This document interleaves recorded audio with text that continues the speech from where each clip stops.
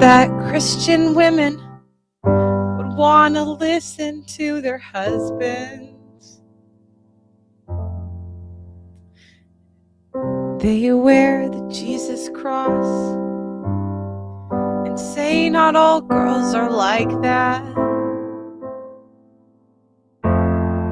When a matter of fact, they're worse. They're worse. They don't submit to the man, they submit to the pastor. They're worse. They're worse. They don't submit to the man, they submit to the pastor.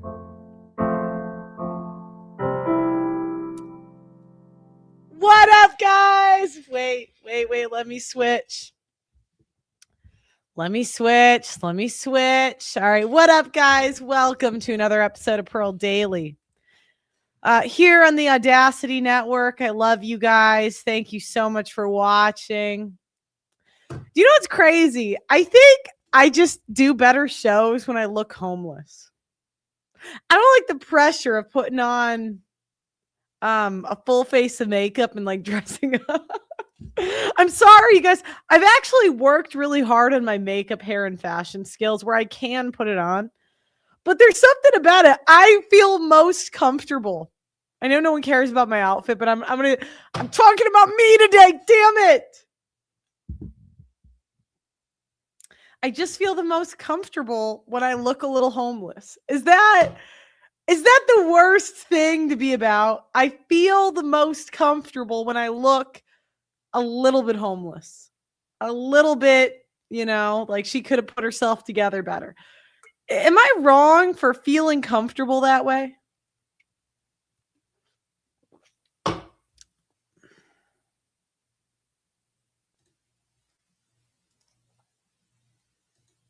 I feel like myself. Like, here you go. I'm going to show you guys my Twitter picture, okay? This is my Twitter picture. I want to tell you all the work I put into the outfit that's in my Twitter picture. I actually don't care if this has nothing to do with the topic because this is what I want to talk about. This is what I want to talk about. It's called The Pearl Show. The Pearl Show. Where we talk about what I feel like talking about every day. Yeah. So go to my Twitter. If anyone cares, this is my splits progress. Do you know what's crazy? This was not warmed up. And I can almost do my front splits, but I can't sit cross-legged. What kind of bullshit is that? What kind of bullshit is that? Memoirs of a Geisha romanticizes the act of doing makeup. Do you know what's a funny thing about that movie? I used to love that movie, and I didn't realize that the main character was a hooker when I was a kid. So every year, my family would basically say that you could be you could pick a theme for Halloween, and we would all be it. So I decided I wanted us to be geishas, and I found out that the geishas, although they're not all hookers, though in that movie they were hookers. If anyone cares, I'm debating Not So Erudite. Buy tickets at pang-burn.com because I get paid more if you guys buy tickets. So September 12th. So anyways, where was I going? Oh, I was going to talk about the outfits. So I put on a full face of makeup for this picture. Okay. I did unbutton a button to make it a little risque. Okay, sue me. I did it. I did it. And I did it. I did it. I wanted a little bit of attention. I won't lie.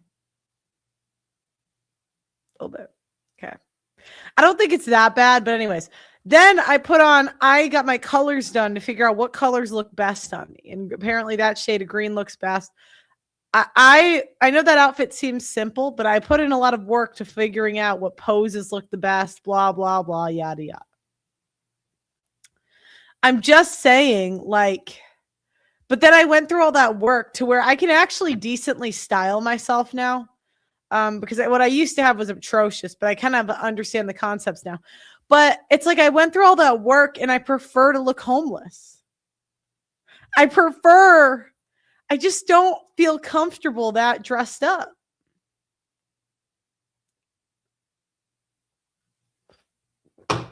What percentage of your viewers are female, Pearl? Why do you need to rub it in? Why do you need to rub it in? Like none. Women hate me. Oh, all the women hate me just because I say women ain't shit.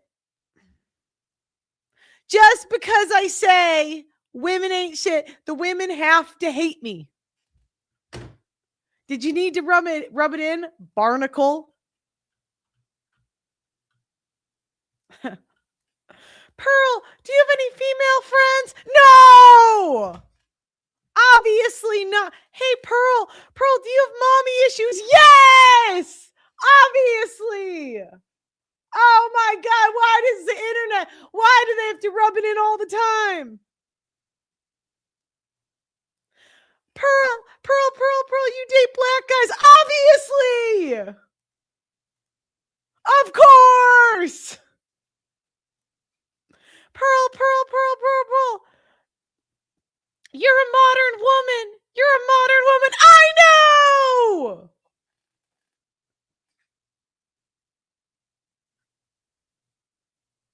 Pearl. Pearl,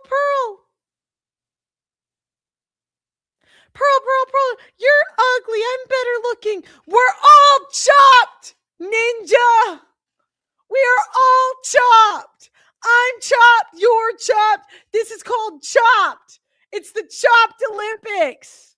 I'm obviously chopped. I should thank my father and my mother for that. Pearl, you were more famous before you fell off. Obviously. Like,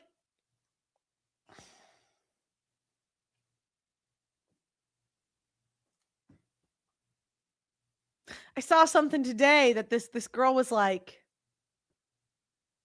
I mean, get this. This girl is criticizing me, who got investigated for getting money from Russia. It's like, bitch, you can't tell me shit. I don't know what you were doing. Anyways. She's like, Pearl, you make it so hard to like you. I don't want to be liked by you, you naggy, bitchy woman. I mean, this girl, she had the audacity, okay? This girl, I forget her name. She went on Sneako's channel. A complete nag, stuck-up Christian girl. And she goes, Pearl makes it very hard to like her. She makes it so hard.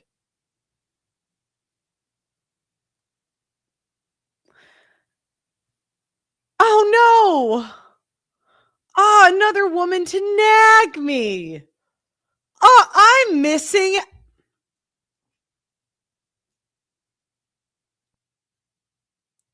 I'm just going to cry myself to sleep.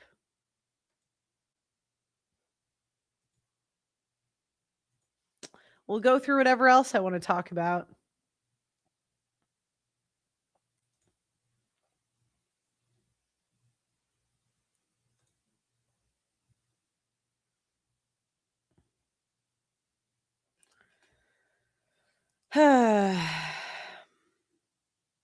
These are my splits, my mobility progression, if anyone cares. This is what I care the most about right now, and I'm not proud of it, but I'm man enough to say it. I'm woman enough to say it. The most important thing to me right now is getting my splits. I've put like 2 years into this. I have put 2 years into this process. I will get the splits. I am the least, Pearl, we don't care about the splits. I'm going to talk about it anyway. Yes. I've put 2 years into this of stretching. I was the least flexible person when I started on the planet. I couldn't even touch my toes. Now I can almost do my front splits. I can't do it yet. It's been 2 years. I think side splits is going to take me another year. But some reason I can almost do the front splits. I can't sit cross-legged. Do you know how frustrating that is? Oh my God.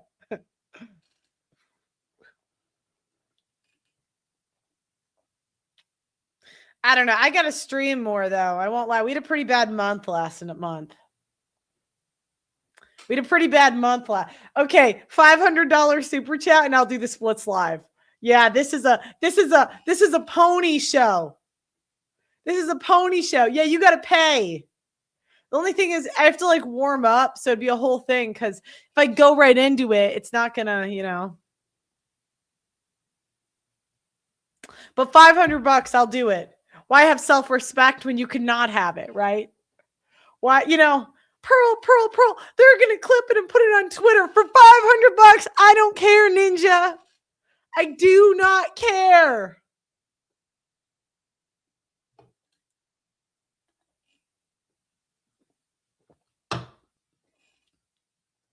This is important to me. That's like the only thing. I think everybody around me, I think I talk about getting my splits at least once a day. That's the annoying thing about being friends with me, right? I get autistically obsessed with things. Auntie Jenny used to say I have Asperger's. I don't think so. Like, I think I'd be a little bit less. I mean, I think I'm kind of normal. Do you know what I mean? But they're like, oh, you have Asperger's, blah, blah, you're autistic. And I don't know, maybe I am because I get obsessed with things like the splits. And then everyone's like, well, why do you care about the splits so much? Because I do, Ninja.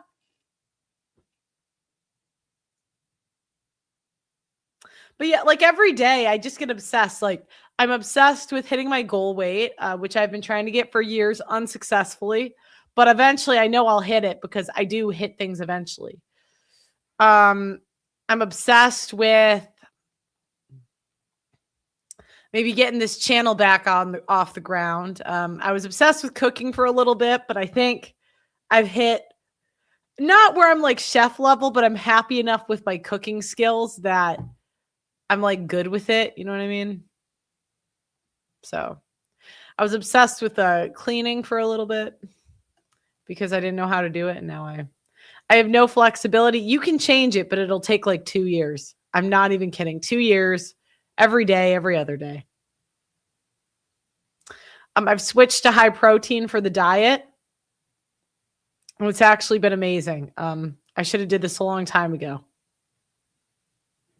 You're a streamer. You're probably on the spectrum. Well, guess what? I made it through all of the education system without a diagnosis. So if I'm on the spectrum, I'm obviously not on the spectrum that much because nobody diagnosed me. Point proven. Boom. Case closed. Case closed. Yeah. Yeah.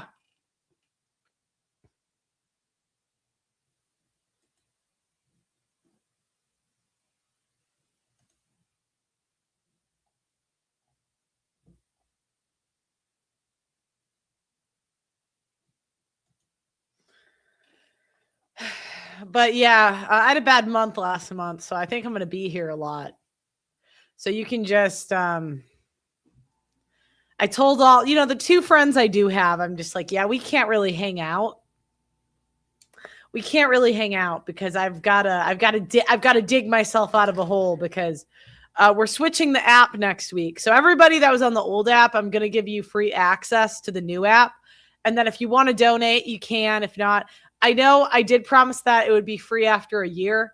The reason that was not fulfilled was because the second app took longer than it should.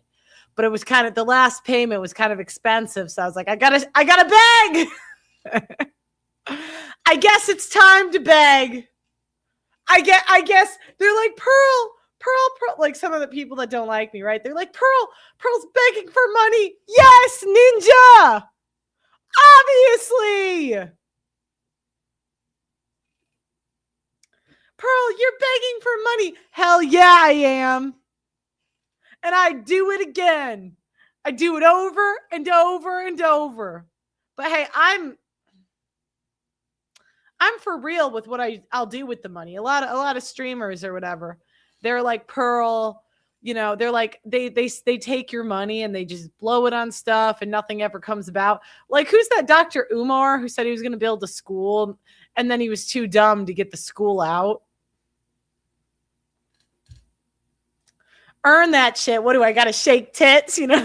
Hi, How do I define a bad month? Mind your business, damn it. We don't need to rub it in. Anyway, sorry.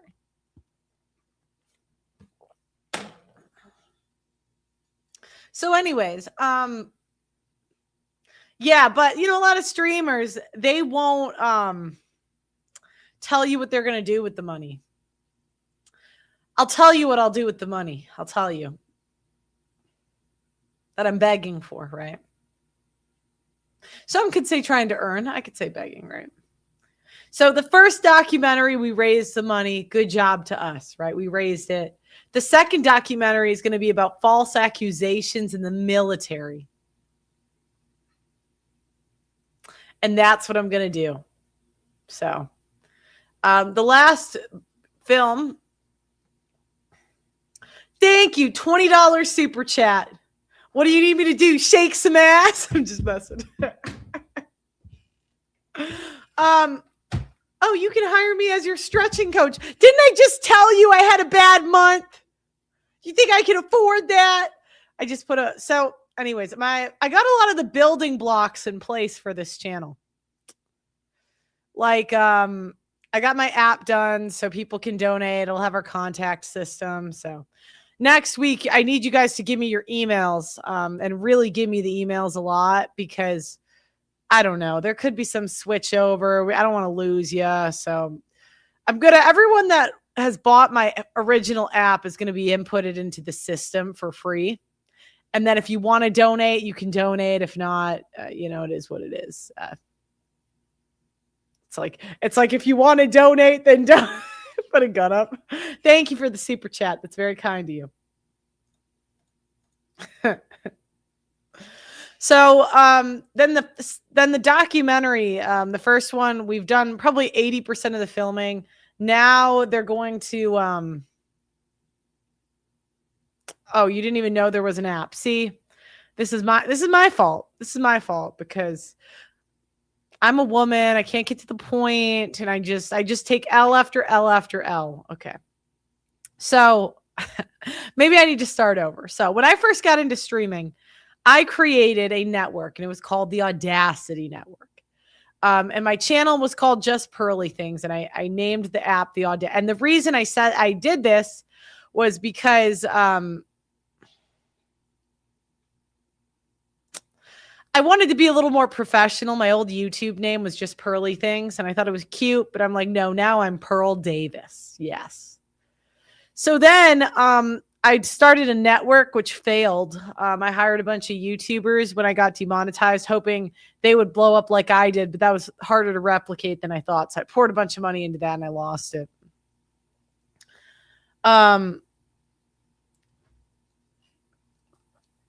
Anyway, but I liked the idea of calling it the Audacity Network because, I just like the audacity. I say that a lot. And I thought maybe in the future I could hire all the directors that got Me Too'd out of Hollywood. I don't know. I don't know if I can manage something that big. I'd need someone bigger than me to do it. But I'm the first talent, right? And maybe in the future, we could do movies or I don't know. Ben Shapiro, maybe we just have other YouTubers. But my documentary is going to go on that app. And then we're going to build a community through that app. So I have an app now, but I'm literally canceling it this week. We had issues with I don't really want to go into the issues, but we had issues with that one. So we had to redo it. Yeah. So I want to bring hot women back into shows. So anyways, that's next week. If you bought on my old app, I have you in the system. So we're going to add you to the new one.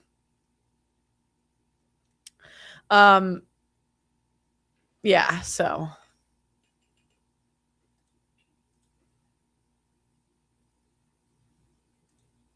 Anyways.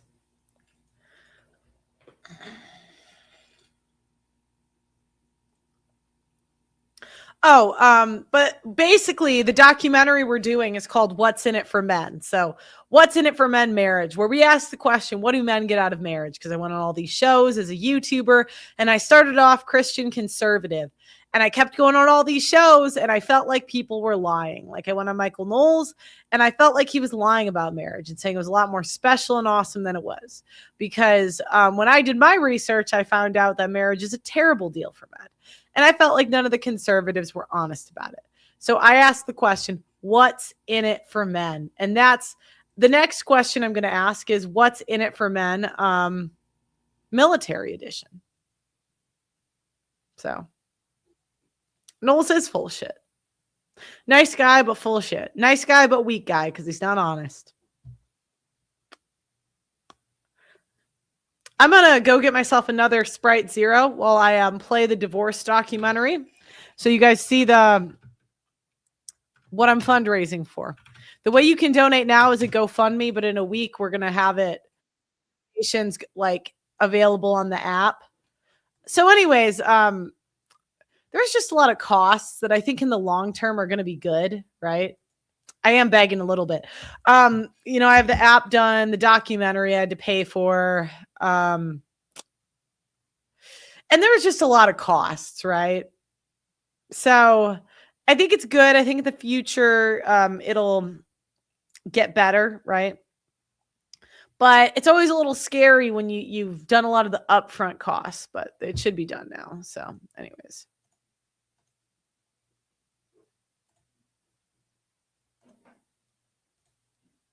Viral online of a dozen women being asked the following question. Do we need men? Most answered very quickly, no. Because men are useless. This headline from The Hill, it caught my eye. Most young men are single. Most young women are not. Young men have fallen faster than any demographic in America over the last 40 years. It's a different world now. Like, we don't need men the way that they used to. Nobody needs men! The future is female. Men and women are drifting further apart, and society is crumbling because of it. A fascinating debate has broken out about the value of marriage. You've kind of got the TradCon versus Red Pill thing. This men's rights crowd that sometimes just goes too far the other way. You need to stop acting like grown boys and infants and actually become men. Marriage is a bond, and it's a sacred bond. It's a machine designed to extract resources from you. Now many of the red-pilled have taken the position that it's bad for men to get married.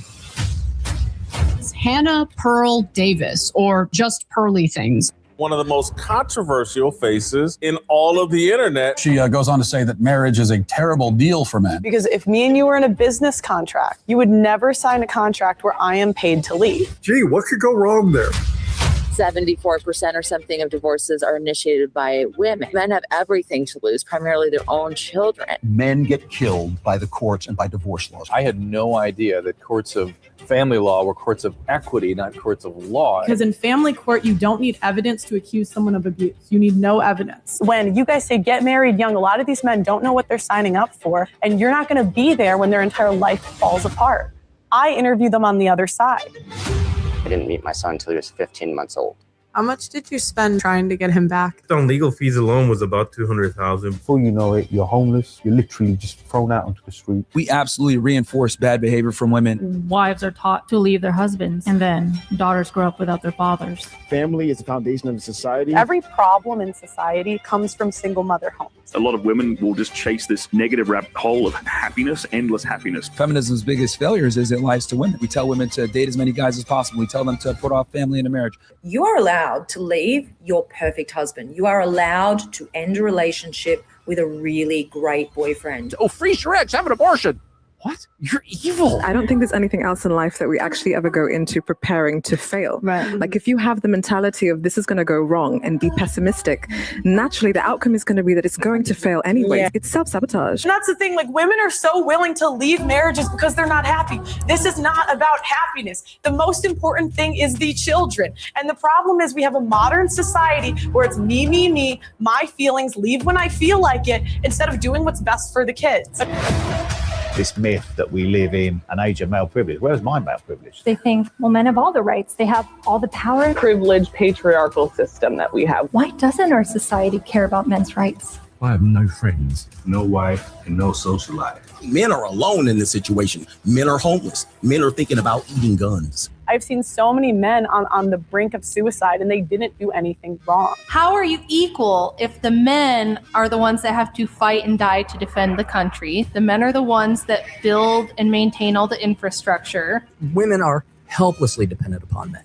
The so-called deaths of despair from suicide, overdose, or alcohol, 3 times higher among men than among women. Culture is telling men, you are no good. You got to get your act together. I think men have failed themselves. What kind of a man are you? What kind of a woman are you going to attract? If men are in trouble, so are women. Everybody knows this is a huge problem, but nobody wants to admit it. Every single woman at the table said they wanted a man. 500K, 500K, 200K, 300K, 200K. Am I crazy? Everything is really set up against you to fail as a man. If men make less than women, women don't want to marry them. So you know who wants more economically and emotionally viable men? Women. I don't want to be an independent woman anymore. I don't want to be a strong, independent woman. I'm over it. When is it going to be my turn? Where are we meeting the men that don't stop? I can't keep having these same conversations. The only simp here is you, Pearl. You simp for men. I think you simp for women. She's a provocateur. She says stupid stuff, but Pearl is right about this. It's already happening. It's just not out in the open yet. Now it's just hookup culture is going to be our fairy tale ending because men don't want a wife and women can't find a husband. The future, if everybody follows your path, there is no future. We go into popular decline and our economy goes into decline. Civilization will crumble. The American story does not end well. This is an existential crisis, failing young men.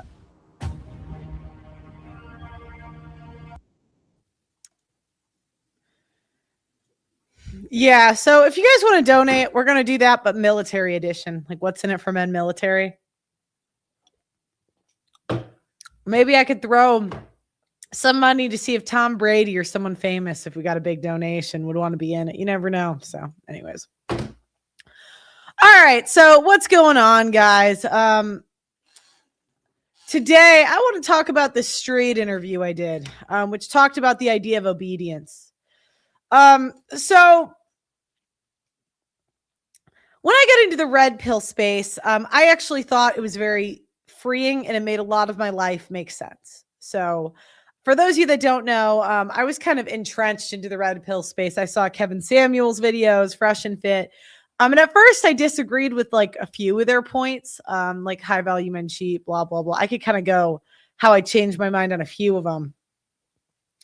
But when I found out that women were banging the same men, that actually made everything I'd seen in my life make sense. Or that women, you know, when I heard it like an alpha widow, that made perfect sense. That was something I had experienced. And that was something pretty much every woman I knew had experienced, being an alpha widow. And what I loved about red pill was it just, I don't know, when I found out that we're all banging the same men, that women are going for men out of their league, et cetera, like, I was like, oh my gosh. So I was really grateful to the red pill, right? 99-cent super chat. I'll take it. I mean, you could have done $5, right? But I guess I'll take it. You know, I guess, you know, it's one of those months.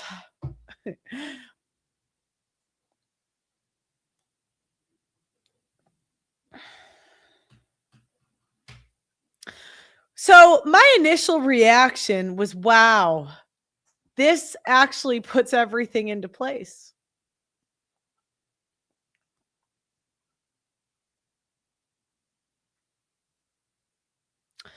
However, one thing I heard from the red pill was that men want you to cook and clean. Now, I found this to be helpful. So I actually went out of my way to cook and clean, right? I went out of my way. I took a lot of time to learn these skills. I probably took 2 years learning, where I really stepped back from working to learn life skills so I could have a family someday. I learned about all the different types of cleaning products because I found out I was bad at cleaning because I would use the wrong product, right?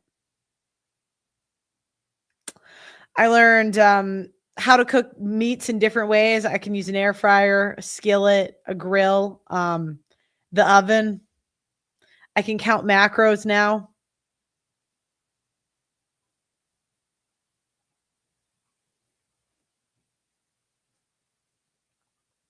I went out of my way to spend more time with kids, right?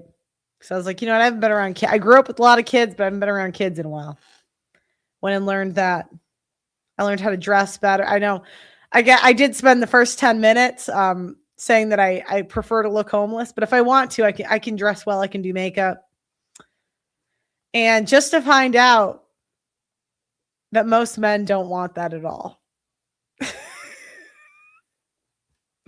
Now, I'm not saying they don't take it into account when they have kids and stuff, because, but I just got to be honest.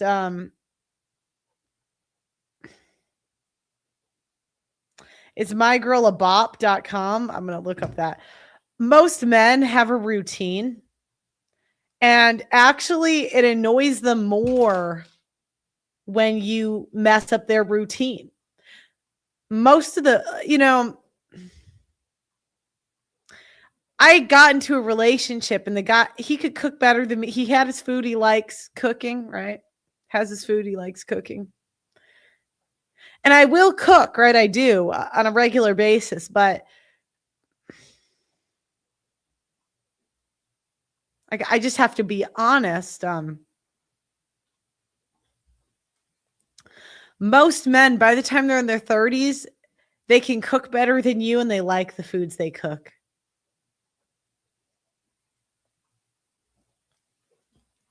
If anything, you're going to cook for them, but you're going to cook for them worse than they can do it. Now, again, they do appreciate the effort, because most men have never had a woman put in effort into like being with them.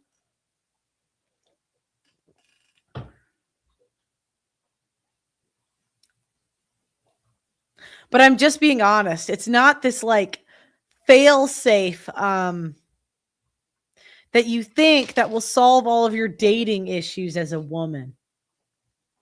It's really not. I can say it because I went through it. I learned it. It is a value add, but even the guys, I was thinking about this.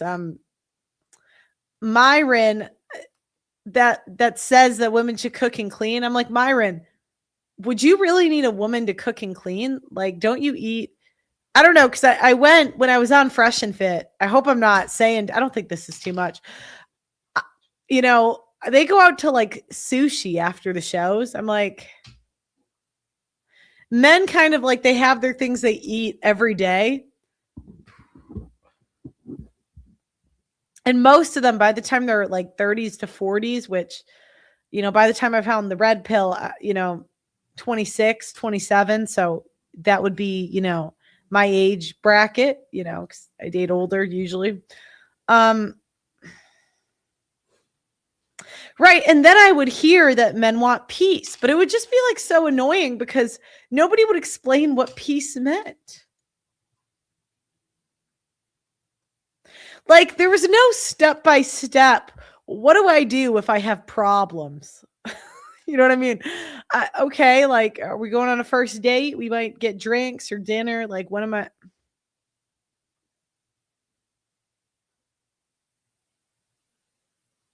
Yeah, I know it's for the kids, but remember that comes later, like in the courting process. Like you have to get through the courting process to even get to cooking and cleaning.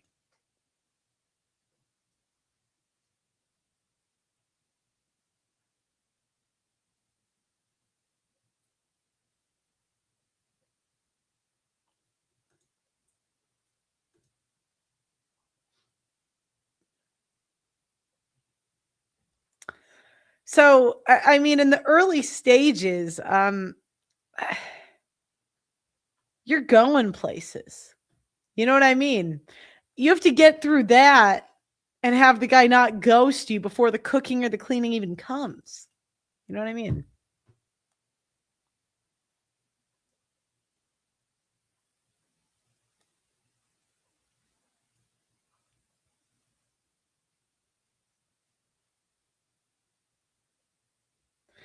Now, they would say that women bring peace, but they would never say specifically what to do. They just say what not to do, right? Don't nag.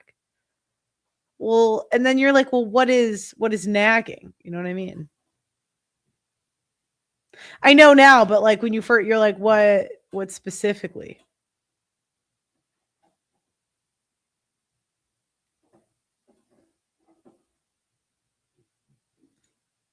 I'm not, but sometimes the internet bullies whoever I associate with. So I just try not to, you know what I mean? They, you know,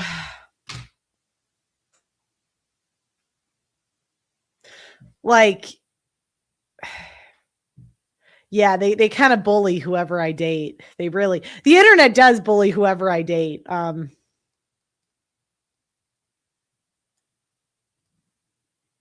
So I try to, only speak when spoken to. Again, that sounds good in practice, but you don't want to first date.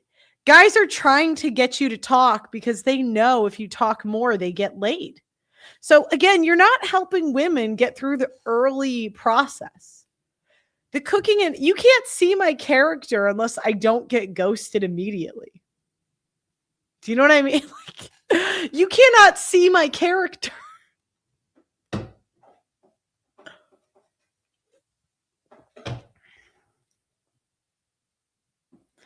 Again, don't speak it like, do you think the majority of men really have that opinion? I'm telling you, they try to get you to talk. Hey, you stop chewing on that, dog. That is a Coke Zero. I'm not fat. Yeah. So I just kind of found this like really not useful. Do you know what I mean? Like, okay, I learned to cook and clean. Now what? You know? And then you have to understand, if you're a girl that doesn't have those skills, you understand like part of finding a guy is like putting yourself in situations where you'll meet them, right? It depends if you want to go the online or the in-person route. So again, like the places you're going to meet men are outside, but the skills you need to be a wife is inside. So it's like, okay, if I'm not outside, I'm not meeting anybody. But if I'm inside, do you know what I mean? And they'd say, be loyal, right? They would say, okay, be loyal to a guy. But I have to be honest, in my experience, women end up single a lot because they're loyal to a guy that's never going to date them, right? And that's our inclination.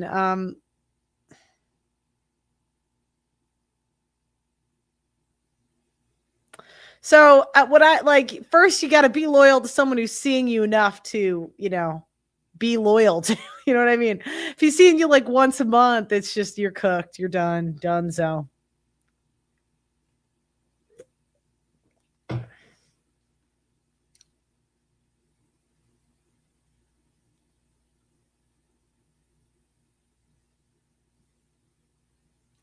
Then,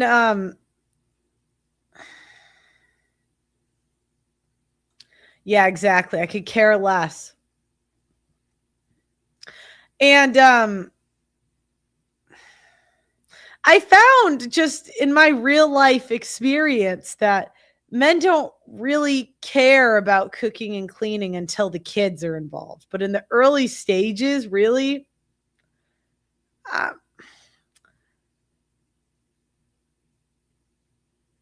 you know what I mean? I would say the more important things are not being annoying, right? But it's difficult when you're an annoying person. How do I not be annoying? It's just my personality. It's kind of annoying, right? It's like, how do I turn off who I am?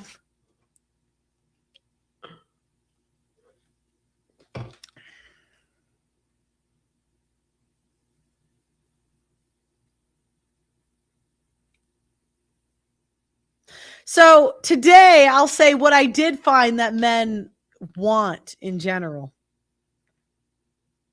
Why do you think I'm annoying? I think it's my personality. Yeah. This is just my experience. You can take it or leave it, right? You can take this and throw it out. Okay. I'll say one mistake I made was I'd always try to impress. I took a lot of joy. I was an athlete, and I always have taken a great joy out of being good at things, right? And many times I would try to be impressive. But men don't really care if you're impressive. They don't want you to be lazy, right? They don't want you to just have a bunch of free time where you're just doing nothing. You doubt if you interviewed my ex-boyfriends, they would tell you, I think every guy I've ever dated has said I'm annoying at some point. I mean, I think it's like, it's impossible. You know what I mean? Like it's, you know, so where was I going with that? Men want you to be impressed, even if what they're doing is not impressive at all. And if you know, you can either fake this or it be real, right? They want you to be impressed by them.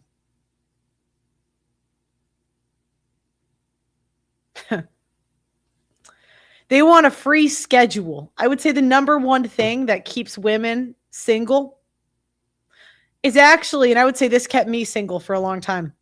I used to do a show. I would do a 2-hour volleyball practice, come back home and do a 3-hour show.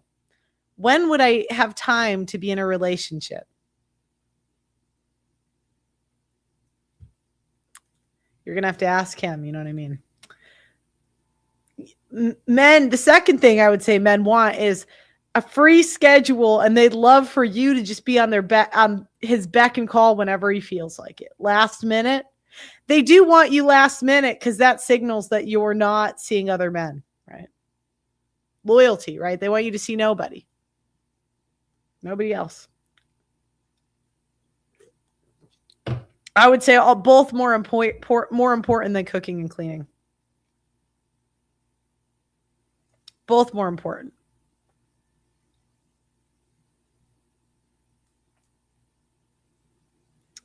They don't really want your opinion on things. And I think I definitely do this. If they give a plan, they don't want your opinion on the plan or say, oh, how about we do this? You know, that's been the hardest part for me personally, is getting out of that habit. Because sometimes I'll just have an idea of how I could do something, right? And I would say the way men in general want you to treat them is with respect, because respect is more important than love. And if I'm missing anything, put it in the comment. And that goes to submission and obedience.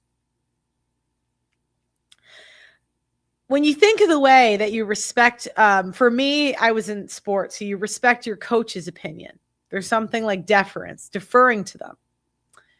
And men don't want to tell you to do this. That's the problem. That's why we're never corrected. Men want you to naturally do this. They want you to naturally ask their opinion in the same way you would naturally ask a male mentor their opinion. As a woman, I'm sure you've had a mentor at work, a mentor, whatever.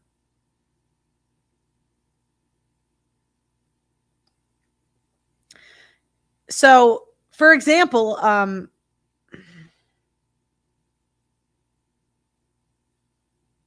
when I was growing up, there was a coach that I just worshiped. It was a woman and a guy, these pair of coaches.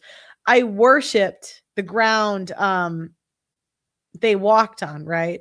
And everything they could have told me for volleyball, I would have believed. They even had me blocking in like a weird way, like in a way that nobody else blocked, you know. And I took it because I trusted them so much, like to the point that other people would say, why are you blocking like that? And I'm like, no, they're really like good at it. No, they know what they're doing. Like that's the kind of trust they want, you know.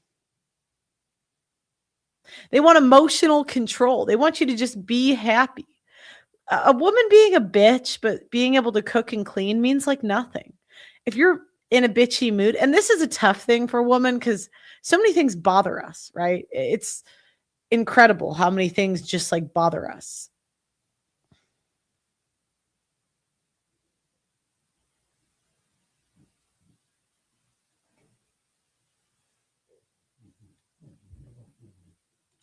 And you just have to not show it ever and just be happy.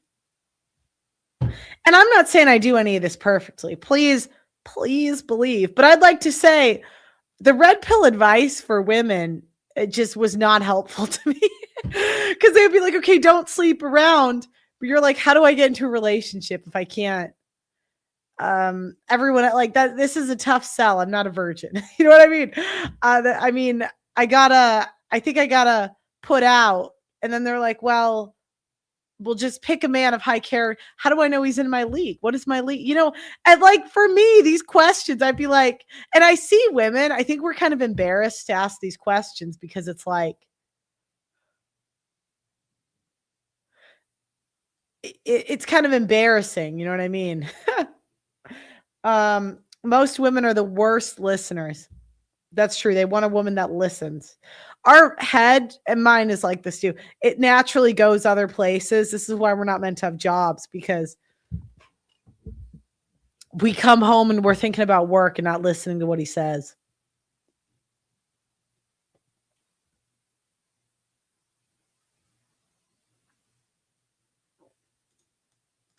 Yeah, you don't think being too available is a turn on to most guys.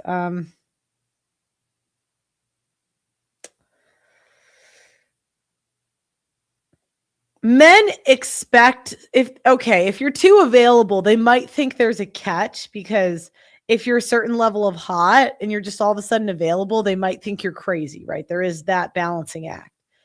But I don't think that's true to an extent. Like, I don't overall, they don't even want to smell or think about another man on you. There are men that have gotten over this, and somehow kind of like women get jealous over cheating, right? But some women get over it. It's to date high status men. There's some men that want to date women out of their league, and they realize that doing the open stuff or sex parties gets them over this, you know. But yeah, high level of availability gets a suspicious eyebrow. Yeah, like.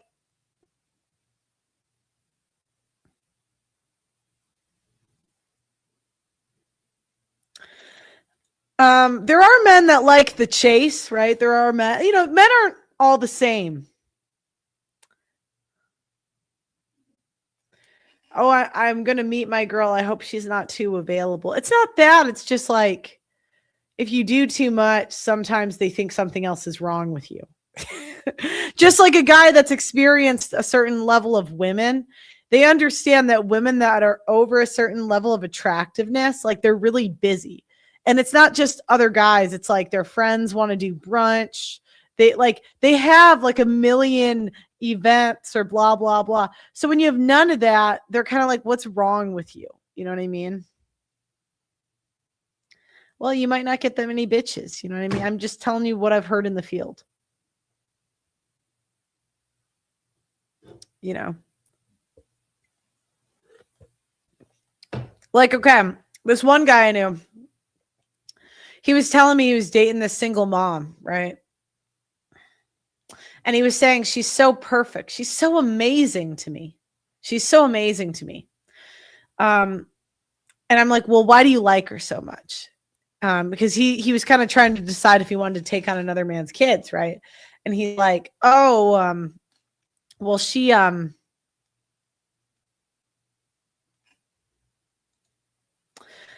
I know, simp, right? But he said she's available. She comes over whenever I want. She doesn't complain, da, da, da, da. And I'm like, that raised a red flag, because I'm like, who's watching this woman's kids? You know what I mean? Who is watching this woman's children? Yeah, I don't think he ended up going with it, but I was trying to point out that this is a selfish woman, but he didn't see it. Not enough experience with women, I guess. Most of that is second to looks and attraction. Yeah, look at ladies. It's a cold, hard world. A lot of your life is determined by how hot you are, and there's nothing you can do. Men that have worked their whole life to be attractive are not going to settle with a mid woman unless she shows, and this depends how much time you got. Because, okay, so if you're 20 and you're dating, you're banging a guy out of your league, if you put in like 5 years of loyalty, he might give it a chance, to be honest. That's a lot of loyalty. Like, that does add up for men. I knew a girl that did that. I mean, she was a mid, kind of a chubby mid, and she was banging the best looking guy on one of the sports teams at my college. I thought he'd never date her, but she put in like 5 years. She put in 5 years of work, and then he finally caved. But I don't know. It depends how old you are. Do you got 5 years to give of loyalty? And then you're passing up on other opportunities, right? So it depends, you gotta make a choice. And that's kind of the conversation with women. A lot of this is going to be a gamble, and it does not guarantee an outcome. It does not. Obedience and loyalty does not guarantee you will get the guy you want or you will get an outcome.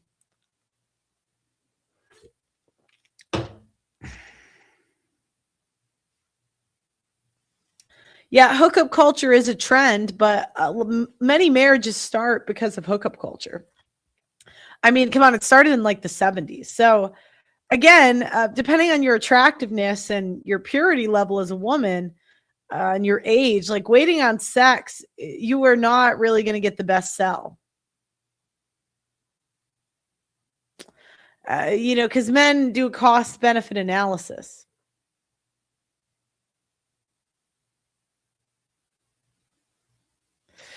And, if you're an average looking chick and you're waiting on sex, you better sell that purity really fucking hard. And men might buy it, but you get older, they're not going to buy it anymore.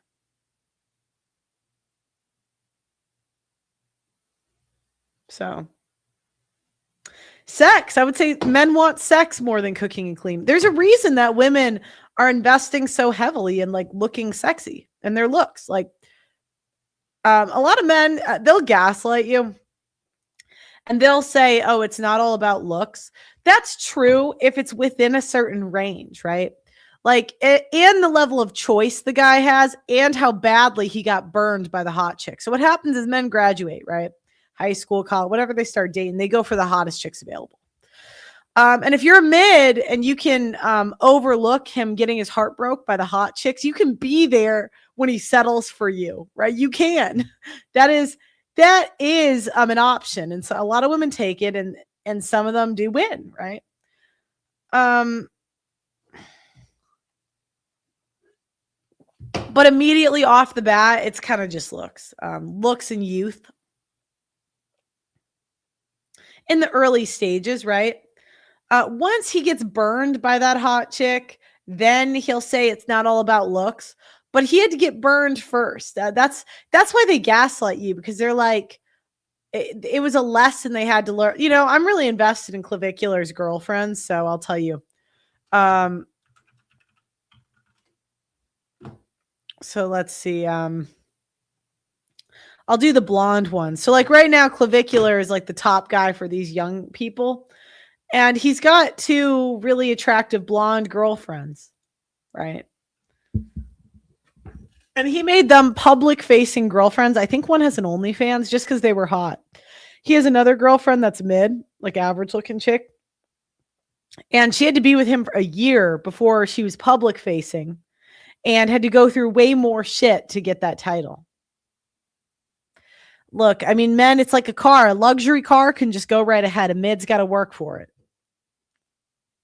Either get hotter or accept your place in the game.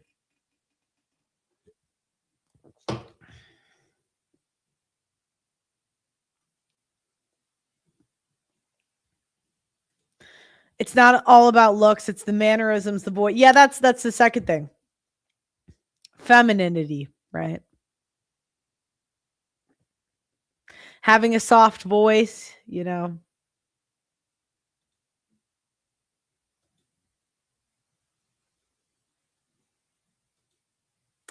trying to think of who, like Dolly Parton, I think does a decent job. Who, guys, we'll play a video. Who do you think's a good example of a woman who acts really feminine that's famous? I know what you're going to say, Pearl, you can't just use famous people as examples. It's not real. Okay. Are you going to give me one? I think men really liked Jessica Alba young, but I mean, come on.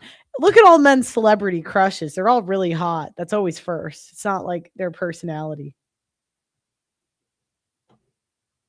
Scarlett Johansson. Yeah. How about someone that's not that hot but really feminine? Yeah, see, do you see what I'm saying, ladies? These men gaslight you to eternity. There's so many mid women they could have picked, but they just pick like the hottest. Yeah. They're listing 9s.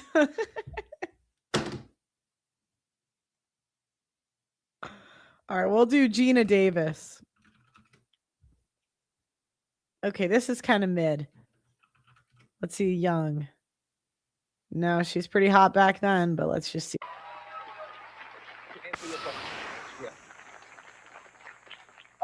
This lady won an Academy Award for her performance in The Accidental Tourist.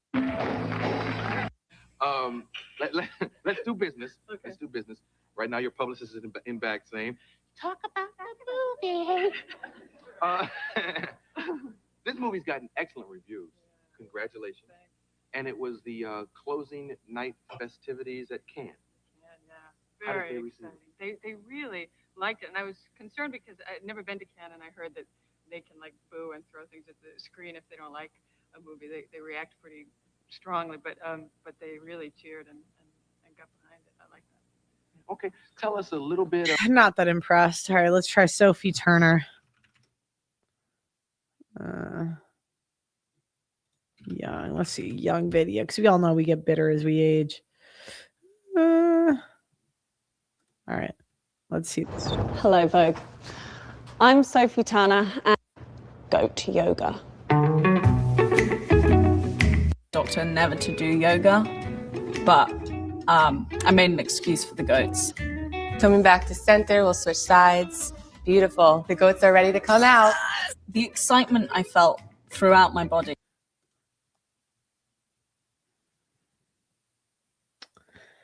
Yeah, I mean, anyways, men like different things when it comes to behaviors, so I don't think that's that cut and dry, but you'll notice all the women they mentioned were pretty freaking hot. Do you know what I mean? That's low. That's first. The men will gaslight you all they want. Don't listen to them.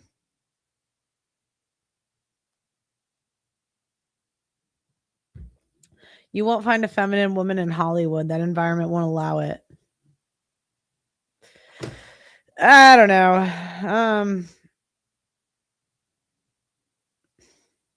Okay, we're not really going to get into that too much. Because that's not even what the show is about. I'm getting off track here as we do as women. So really what I'm talking about, the number one thing that men want is you just to listen to them and ask their opinion and be obedient and speak to them in the way that you would speak to a boss, except when you're having sex, because that would be a little weird. But yet Christian women, they just we're going to react to this video I took. I took this outside of a church. The word obedience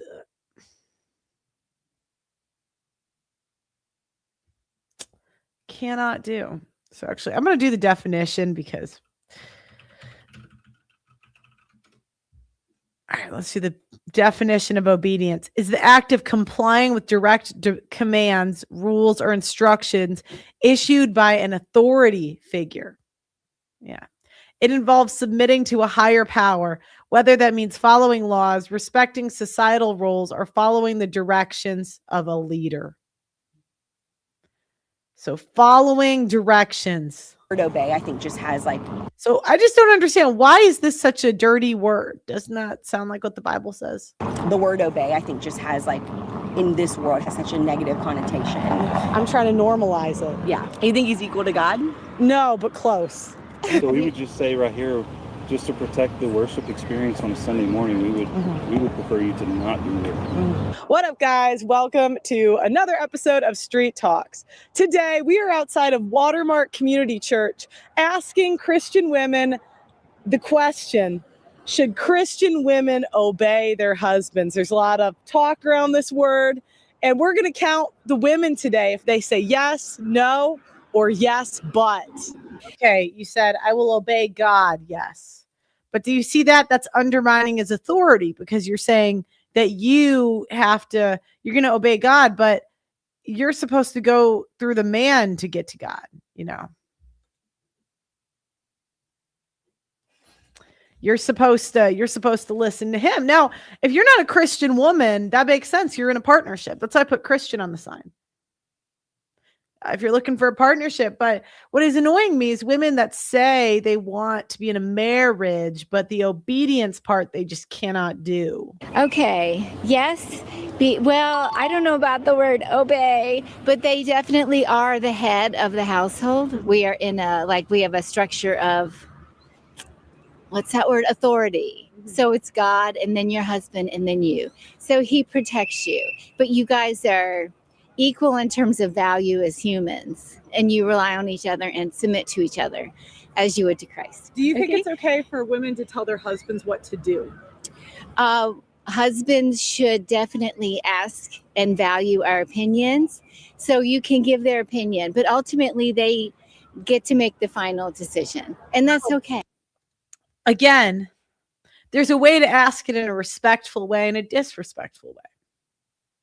And this is something, it's very, I have to constantly train out. You should do this. You would never say that to a boss. Well, you should do this. You'd say, sir, or Mr. whatever. Here's a suggestion. Here's an option. And then you give the pros and the cons, but you never tell them, what to do, So what's your answer? My answer is it all depends on the man. I believe that you have to be aligned with the Holy Spirit, with God. I don't think God said that. It all depends on the man. Well, we used to have arranged marriages. You know what I mean? Like that used to be the way that we did it. So he didn't say it depend what man you got assigned, And because it's gonna if a man obeys God by nature, he doesn't have to demand the woman to obey.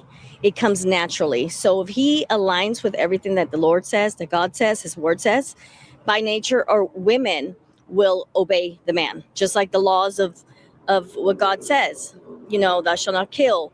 Of course, when we're aligned with the Lord, everything falls naturally. So yes, I do believe as long as the man is aligned with the word of God. No right or wrong answers, no gotchas. Just we want to know people's thoughts on the question. Should Christian women obey their husbands? If yes, why? If no, why not? I think it's a weirdly worded question because I don't think it's obey. It's like they're partners. So husband and wives are partners in marriage. And so when they make a covenant with one another, in the same way that it's a representation of the Trinity, which is God the Father, God the Son, God the Holy Spirit. And so the Son submitted to the Father. That's why he died on the cross for our sins. And so he submitted to him. But there's not a difference in like God the Father, God the Son, God the Holy Spirit, because they're all the same. They're one, they're a triune God. So it's a representation of Jesus to God. And so it's a weirdly worded question because wives don't just obey their husbands, but in the same way that Christ submitted to his Father. Like, it just sounds like a lot of word fluff to me. I don't know. I was expecting a yes, I do. The act of complying with direct demands. Like, what is wrong with complying with direct demands? Yeah, and as a woman, and you've had so many choices you got to make yourself. Any woman that thinks it's going to be easy to go from single to just obeying, you got your work cut out for you. You got to get used to living life on his terms. That's why the first year of marriage is the hardest, A woman would submit to her husband. But men want you to freely, they don't want to tell you to do this, because if they tell you, it's kind of a tough cycle, because men, I think, feel like that if you liked them, that you would naturally start doing this. But sometimes I think the more we like them, the more we do stupid stuff because we can't handle our emotions. So, But a godly man who is submitted, who lays his life down just like Christ, then he would not be in any way overpowering, abusive, or any of those things. And so they work together. And so it's a weirdly worded question. Does that make sense? What's weirdly worded about it? Like, what's wrong with the word obey? Because obey immediately means that there's like a... I can't wait till I get rid of this layer of fat right there. Sorry, I gotta talk about that. I'm gonna be such a baddie. I just lose 15 pounds. So close to being a baddie. It's all I've wanted my whole life. It's just to be a baddie. You know, I'm not fat, but I just there's a layer. Master, and it's like, hey, you must do what this person says you have to do, but that's not what the Bible teaches. Does that make sense? So it doesn't teach to obey your husband in all things? No, it does not. Okay, what does it say? You know what? That's what I tell him. He's like, oh, you're not fat. And I'm like, you're a Dominican. It doesn't count.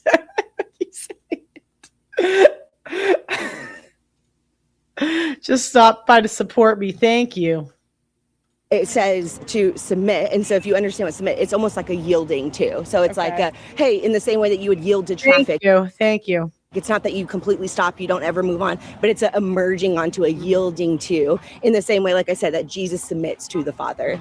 And so it's a different word than obey when you look at like the different definitions and stuff. So we're just asking the question, do you think that Christian women should obey their husbands? If yes, why? If no, why?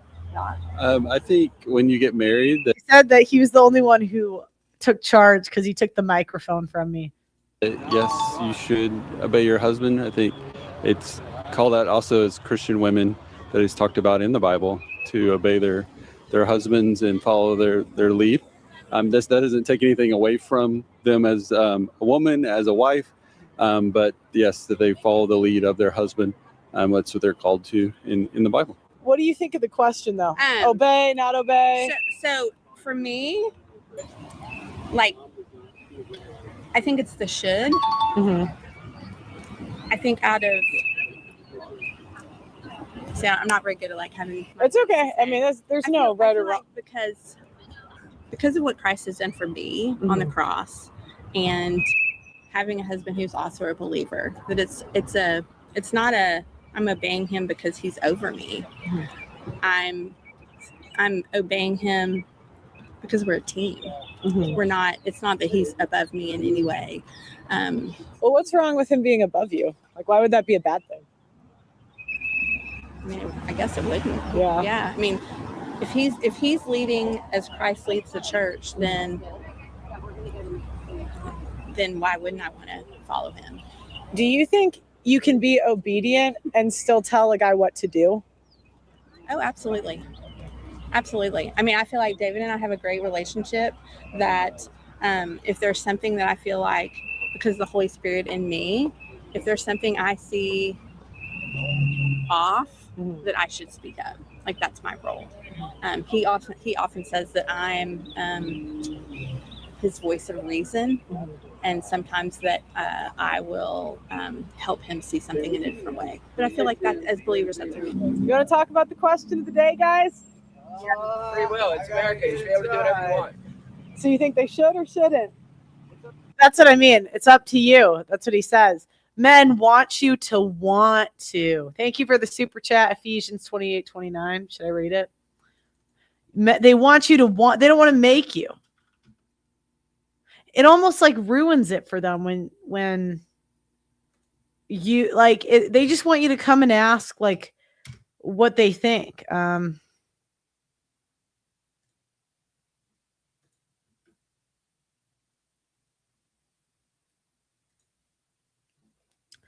All right. So in the same way, husbands ought to love their wives as their own bodies. He who loves his wife loves himself. After all, no one else hated their own body, but they could feed and care for their body just as Christ does the church. Okay.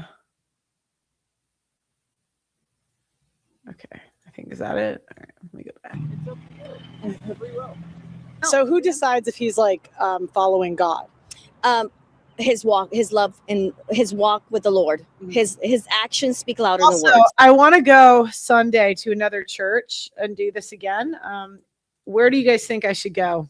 Put it in the comments. And what kind of actions would you say? Loving man, gentle spirit, patient. Love is kind. Love is patient. Love is not rude. Love does not demand. Everything, like I said, it's all by actions. So just question, like, I just, a lot of times when I hear that, it's very broad. So I'd like specific. Okay, so obviously abuse. We know that's not following God. But and when I say abuse, it's hitting her. Yes. Okay. Or verbal or mental. Abuse is also abroad. Yeah, but what, like, okay, verbal or mental would be like, what the fuck is that, dude? Yeah, I don't know. Would the Muslims kill me if I went there? I'm not trying to. Because I think a lot of times we don't talk about female abuse, which is like excessive nagging, telling them what to do all the time. That's also the same thing. Right? Yes. And I think just in a marriage, like, you're kind of bound to do something borderline abusive at some point, verbally, right? I just think over time that's bound to happen. Yes. So, like, how do you determine, when you should follow him and when you shouldn't?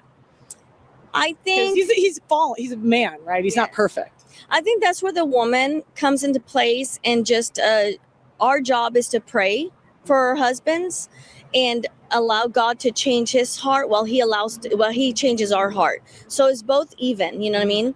I believe that we're supposed to give the same grace that God's given us. And I believe that if he is a man of God, he will listen. He'll listen to the Holy Spirit. Thank you. Spirit.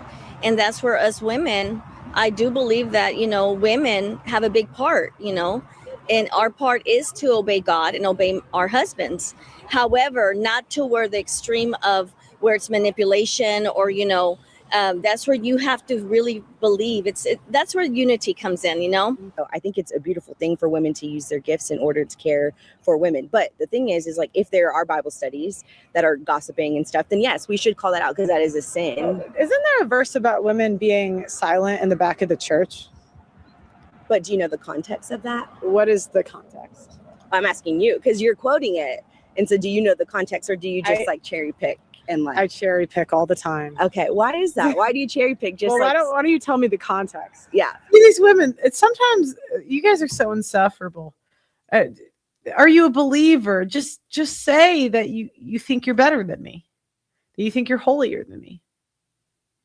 And it's a gaslighting circle because they'll say, "Are you a believer? Do you know the context?" And you're like, "What's the context?" And you're like, "Yeah, you're cherry picking." It's like, what the fuck does that even mean? Are you a believer? No. And does it matter? Just say you think you're more holy than me. That your opinion matters more than mine because you read the Bible or go to church. You know what I mean? It's like. But you used it, so I was trying to ask you. I'm cherry picking. Okay. So when you look at the context of that, it was because those women were gossiping. They were divisive, those specific women. And so there's stuff in scripture where it's prescriptive and descriptive. So it's like prescribing something to us or describing something. Women today are not gossipy. Not all. I've never met a woman in my life that does not gossip. Okay, so you gossip too? Every woman does. Okay, I think I should have just said yes.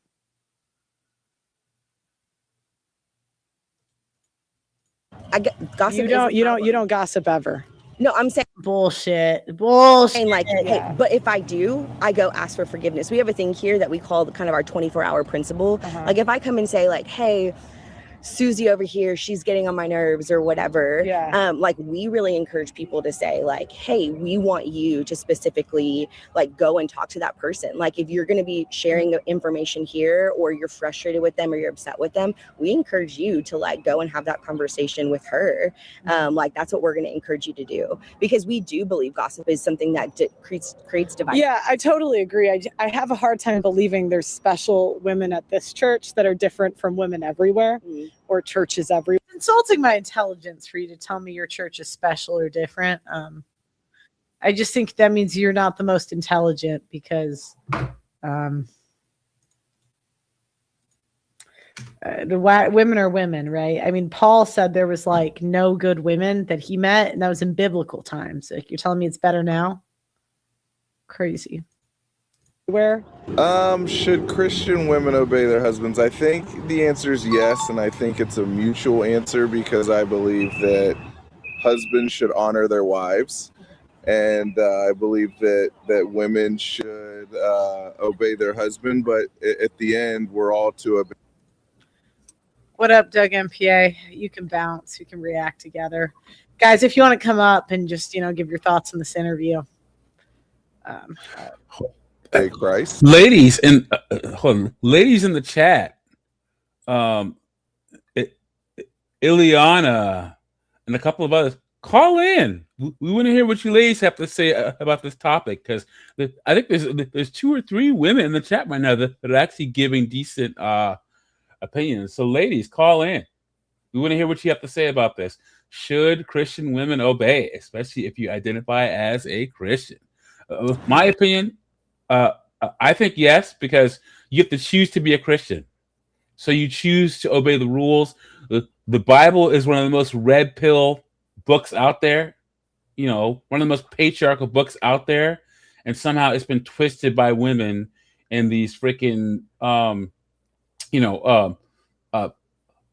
pastors who want to make money off the female dollar into what it is now. But I don't know how we got here, but here we are. Now we have Pearl standing in front of a church with a sign and these women trying to cope right in front of her face. You know, it's crazy. There's no shame in not being religious now. Like at one point it was probably shameful, but now it's so normal. If they don't want to listen to the rule, why don't they just ask for a partnership? You know what I mean? Like, you actually in 2026, you don't have to listen to your husband at all. You can get married, listen to nothing he says, and treat him like shit. Why don't you just sign up for that? Yeah, exactly. Like, why do they think that?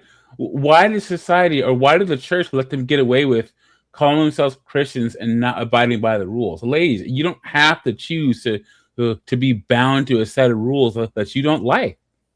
You literally don't. So, like, why do you have to join the church? Like, why can't you just be over there with the feminist women or with the normal, I'd say most women aren't religious, so you could just be over there and say, I'm looking for a partner. Again, at least the liberal women are honest. And do as the Bible has instructed us to do. So I don't think it's a negative term to say obey your wife or to obey your husband or children to obey your parents. I think it's biblical. So yeah, I would say no different than we are to obey God, that women should honor their husbands and men should honor their wives. Do you feel like that all of us fall short of the glory of God every day, though? Yeah, but women worse. Women worse. Yeah. Okay. Yeah. Why? That was the best.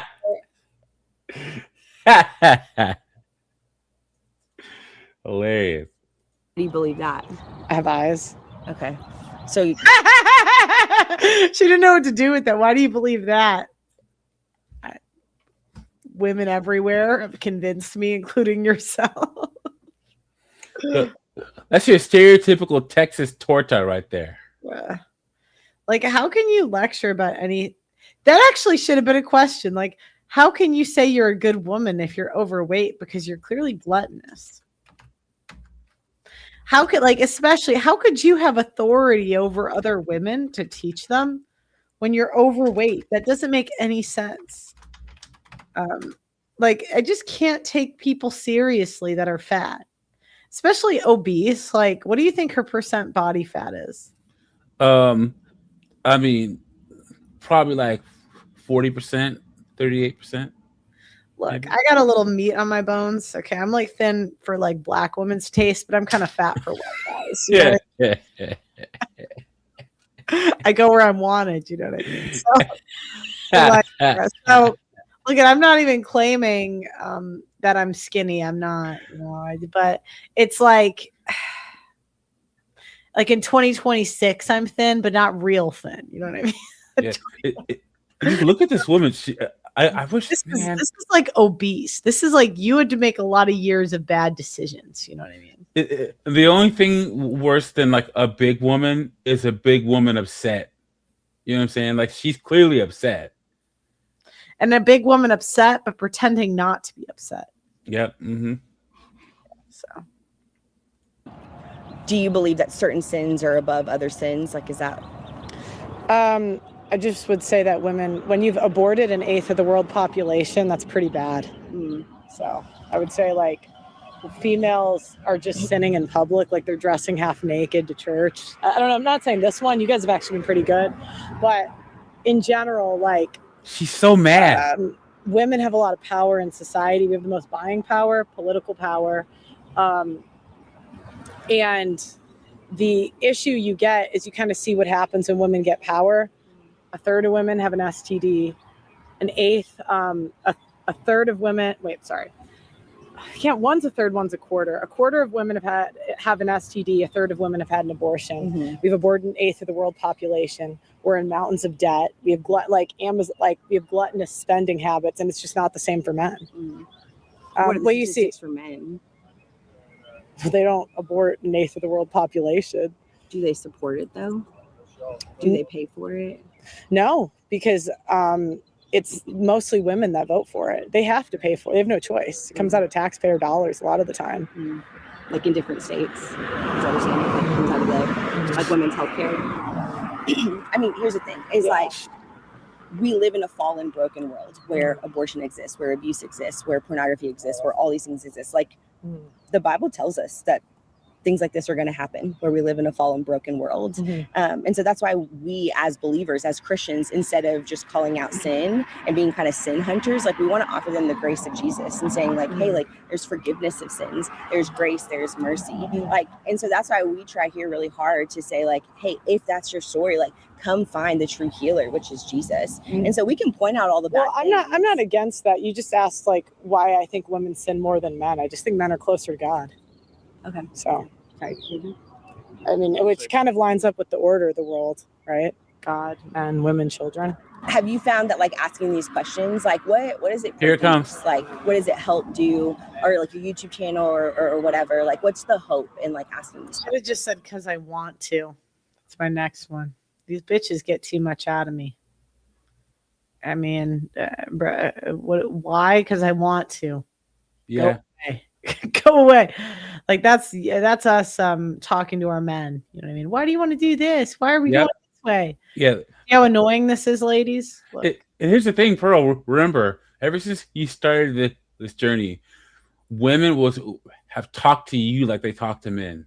The nagging, the complaining, the gaslighting, the rewriting of history, all of it. You've literally heard what it's like for women to interact with men when they get upset, when they get pissed, when they get annoyed, when they don't get what they want. You've heard it all.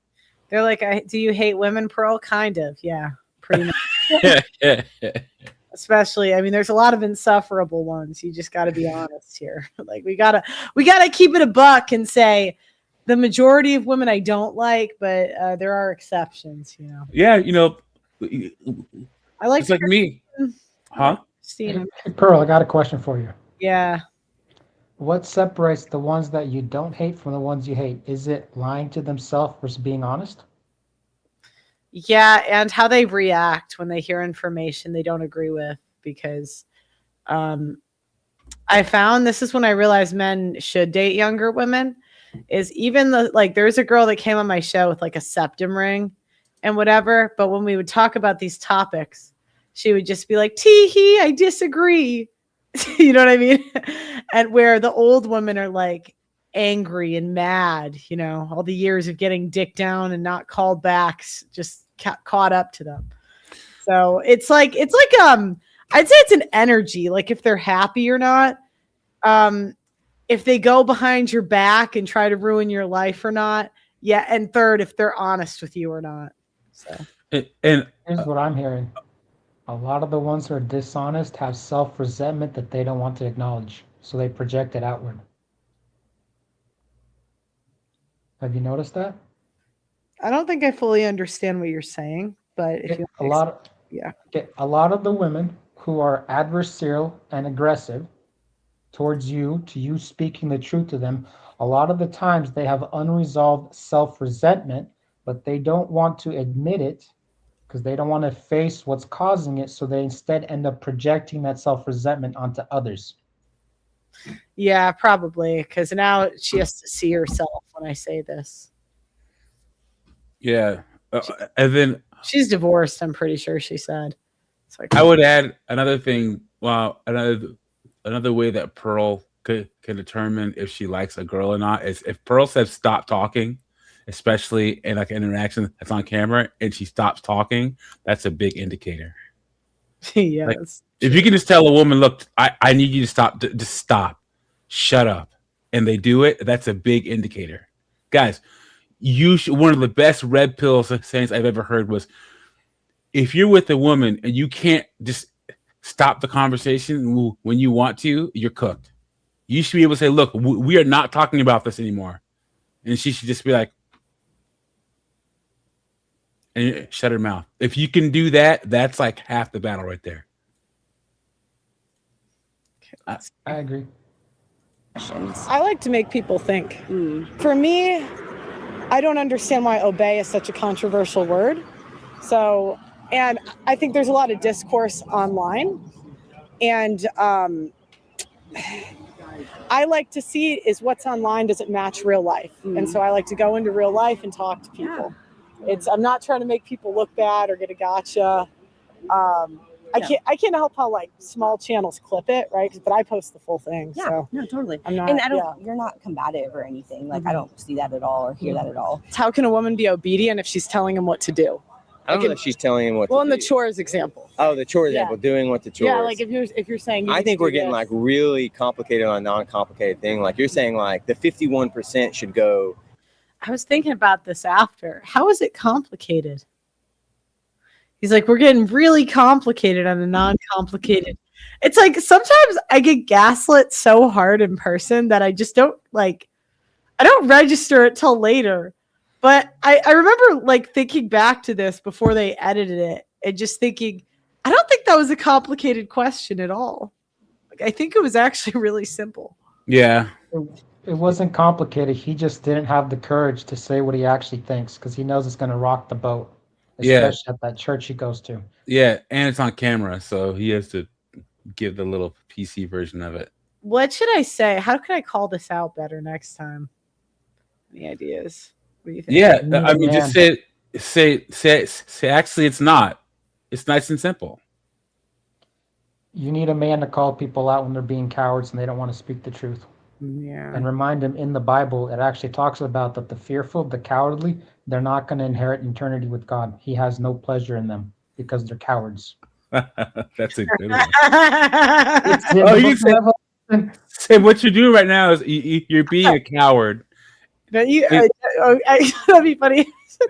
Don't you think you're kind of being like? Are you scared of the women that they're going to get mad at you? Like, Literally, Coward. you gotta call them out on it. what? You What'd you gotta say? call them out and say it. You gotta call them out and say you're being a coward. You are not being what Jesus demonstrated. He was not afraid to offend people. He actually intentionally offended people. He wasn't trying to be non-offensive. He was intentionally offensive. How can you call yourself a Christian and be afraid to offend people by being honest? See, I knew Mark was a good addition. He's cooking. I've got a lot I can rant about this. He's 'cause cooking. I grew up with this. It's so weird because when you're young, you just know something's off, but you can't articulate what when it comes to the religious stuff. Or at least I couldn't personally. All right, let's see. If you want me to rant, be a- you might have to create a separate channel. I'm sure we'll have more opportunities this reaction. So guys in the back, just so you know, I'm just going to let the regulars react to the rest of this video. And then after that, I'll take callers and we can do more of like a panel discussion. So, you know, if you are watching the video and anything that the people are saying sticks out to you, feel free to write it down just so you remember later and then come up. It's just a general discussion about why it's so hard for Christian women to obey. But anything that's discussed in the video, you're welcome to comment on. The highest, most disagreement ever. Like, I'm talking like big problems. You Well, saying it could be "Hey, can money. you take out the trash?" Yeah. And he's like, "No, I'm a man." Yeah. I'm not saying that's not a healthy dynamic to begin with. Like, I should have said, why not? Like, why is it not a healthy dynamic? You know? Well, I use it because it's common. Yes, right? I This agree. Is, this is common. Yeah. I entered his frame because I'm like explaining. It's okay. I'm trying to learn better to not enter people's frames in interviews. I was Googling this the other day. So sometimes I over explain.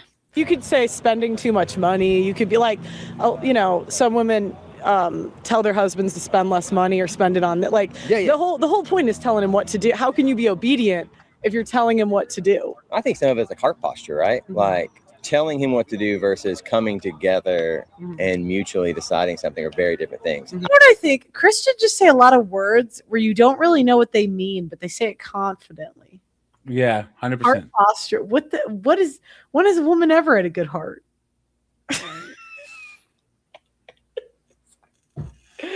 Mark, what do you think of the heart posture? It's virtue signaling word salad because they don't understand what they're talking about. Oh. Okay, heart posture. What they're talking about is mentality, psychology, attitude. Have you humbled yourself to the authority of God being the ultimate authority in your life? That's what they're referring to, but they more than likely they don't actually practice it. So they talk about it. It's like you pointed out, the people who virtue signal the most are usually the least virtuous. Yeah, they're always involved in some weird stuff. Like one of the trad wives I debated, I said it earlier, got investigated for Russian money. Yeah. Embezzling money. And I think she beat the charges, but I'm like, you had to do something to get investigated for Russian. That doesn't just happen to people. Come on. It says heart posture is the inner disposition, motives, and spiritual alignment. No, the Bible teaches that heart posture, the inner disposition, motives, and spiritual alignment is more critical than external appearances or actions. I wouldn't even say that heart posture is a thing in the current church. It's all about being performative in theater than anything else. Okay, heart posture is a thing, but replace that phrase with attitude. It makes more sense. It's an attitude. What is your attitude? Are you selfish, self-centered, trying to validate yourself? Oh, look, I can quote this and this and this scripture. Or do you just live it? Yeah, that's so true because two people can do the same thing, but you can tell. I don't know how to put it. Like it can be the same action, or even they might say the same thing, but you can just feel the attitude. Is that right, or am I off? Yes, you can tell who's being performative to virtue signal, and you can tell who's actually sincere. Yeah. And that sincerity, God actually talks about in the Bible. He hates the performative because it's insincere. You're lying to yourself and to other people. You can't be bothered to go deal with your own psychology to do it sincerely, so you're just doing it performatively. Yeah, okay. That makes sense. Yeah, because like one of my favorite guests I ever had on the show was literally infertile because she took too many Plan Bs. I should have laughed, but like, how do you do that? Like, but it was because she had a really humble attitude. I guess that would have to humble you, right? Yeah, and she was honest about that too. Got to give her credit for even saying that on camera. Yeah. Dude, oh my God, bro. I think. Yeah, Doug, what's the difference between a woman, like, because we always talk about that women talk too much and say too much on camera, but yet sometimes you give them credit. So what is the difference between a woman saying something on camera where it's like, okay, we got to give her credit for being honest versus, oh, she said too much. Like, why is she saying all that? Okay. Mark, and you're welcome to. Okay. That girl didn't say that in a context of trying to make her, like, she put that as a statement of fact, not something that, not as like a virtue signal. This is my struggle. She just literally said it like, this is what happened. She wasn't trying to say I'm a stronger person because, I'm a virtuous, better person because I've taken so many Plan Bs that I'm sterile. Understand what I'm saying? And made it performative, like, oh, I overcame. I was so broken. She just said, this is what I did. Yeah. So like, example, I tell people, guys, look, I'm divorced. I don't say, I got divorced, but it led me on this journey of becoming a better person. And had it not been, there's just a performative aspect of it that's attached to so much stuff that women say nowadays that when that's not there, it's kind of refreshing, Yeah. Oh, that's fun. Go ahead, Mark. The performative is a form of virtue signaling. It's a form of look at me. Whereas the people you want to give credit for being honest, they are not saying it for you to look at them. They're just admitting the truth. They have Yep. gone through a form of ego death. Yeah, that's so true. That's so true. I didn't know how to articulate it, but yeah, that makes perfect sense. Because there is a difference, right? And occasionally you'll have that where there's nothing worse than like a woman saying she's divorced and then giving you a bunch of reasons why. It's just like, or like a woman that's taken an L and they're just explaining it rather than saying it. Matthew 13, 10, 17. What's that? All right, let's read it. I feel like, have you read the Bible from cover to cover, Mark? I have not read it from cover to cover, but I have listened to it on audio. And if you want to be biblical, you're supposed to listen to it. Really? It says faith comes by hearing, and hearing by the word of God. It doesn't say faith comes by reading. Really? Yeah, there's a verse that actually says it comes by hearing. That's why there's actually a command in the Old Testament where it's told when the people come for the annual feast, the priest is supposed to read the book of the law in their presence so that their children can hear it. Huh. Why do you think that is? Because don't people retain things better when they read it, or am I wrong? Some people retain better by reading, some by hearing it, but it hits you different when it's being read to you. Notice how in the New Testament, when Jesus stands up and he's reading from the scriptures, people remark he is reading it with an authority that the other people who read it don't have. When it's being read out loud, it gives an opportunity for the Holy Spirit to work through the person speaking, for it to touch you where you need to be touched, like change your mind, change your thinking. It hits different. Got it. If you've listened to it from cover to cover, it's pretty basically, yeah.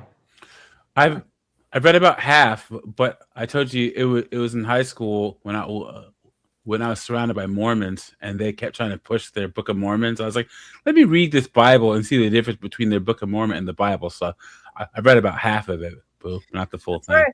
I never understood how people could have such a strong opinion on religion if they haven't read the book. And I haven't read the book, so I don't think I can have a strong opinion. Do you know what I mean? But I feel like you have to, I don't know. It seems like if you haven't read it, how can you have a strong opinion? To me, anyways. I have a question for you. Yes. What's more important, reading the Bible or understanding its purpose, its message? How can you? I'm sorry. Go ahead, probably. Yeah, go ahead, Doug. 'Cause I No. think that's a good question. So I know where you're going. No, this just goes back to like the Bible is the rule book of which the lifestyle and the thought process comes from. So I think you have to read a Bible before you want to start obeying the rules and all that stuff, right? So I would say that reading the Bible is pretty important, because how are you going to know if you're living what you're supposed to be living if you haven't read what you're supposed to be living yet? Well, it's not a rule book. It has some guidelines, it has rules, but it's actually not a rule book. It's so much more. You could look at it more accurately as a history book of the interaction between God and humanity, and it doesn't lie about that history, about the good and bad of what God has done and what humanity has done. It's also sometimes referred to as being a mirror to kind of hold you accountable, to acknowledge all the nasty parts of yourself you don't want to admit are there. It's not to condemn you, it's to show you you need outside help to fix yourself, which is why you call out to God, ask him to show you the parts of yourself you don't want to admit are there, and you ask him to send people to you who can be teachers to help you walk through that process. To do it in a godly way, not a modern Christian way. Huh. It's a different perspective. As I said in one of your other streams, what does God want from humanity? Relationship by choice, based on sincerity, where you get to know God's character, his personality, and based on that experience, you decide, you know what? I want to have a relationship with him because of who he is as like a person, as a character, personality, versus the benefits he provides for me. It's the same idea as a man asking a woman to sign a prenup before they're marrying. Are you marrying me for me or for the lifestyle I can give you? What did you say about it says to ask God about, what do you say? Like to show yourself the parts that you don't like or whatever? Yes, all the parts where you're in denial about your own psychology, the parts, or to use biblical, like the biblical language, where you're to show you your own heart, to show you the wickedness that is in your own heart, where you're in denial about your own psychology, to show it to you, not to make you feel bad, but so that you can accept that it's real. For example, here's an example for men. Men have to acknowledge their capacity for violence, because men who refuse to acknowledge their capacity are more likely to blow up in a stressful situation, become violent, than men who acknowledge they have it and decide, I don't want to indulge it. So it's similar. You have, for example, the way you talk about these women, they engage in these negative behaviors, but they don't want to admit it. Whereas you openly admit you have a tendency to engage in them and you're trying not to. You are being honest. You have faced yourself in the mirror. The Bible is trying to help people face themselves in the mirror so that they can have that change of heart. They change the way they think about themselves. Yeah, because you can't really improve if you don't acknowledge it, you know? Right? Exactly. Yeah, okay. Yeah. Okay, and the point isn't to be perfect. The point is to be honest. Huh. I've never heard that before, but it kind of makes sense with what I've seen. Kind of makes sense. It is a dangerous precedent in any relationship to work from a heart posture of telling something what to do. Mm-hmm. I think saying like, That's literally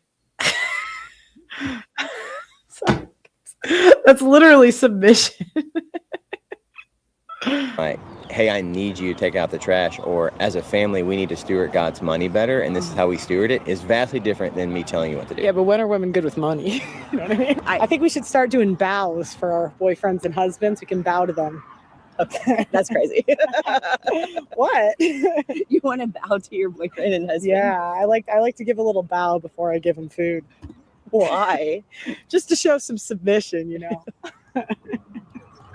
She's about to I explode. do not agree with that. Yeah, I think if we bow to God, we can bow to him, you know.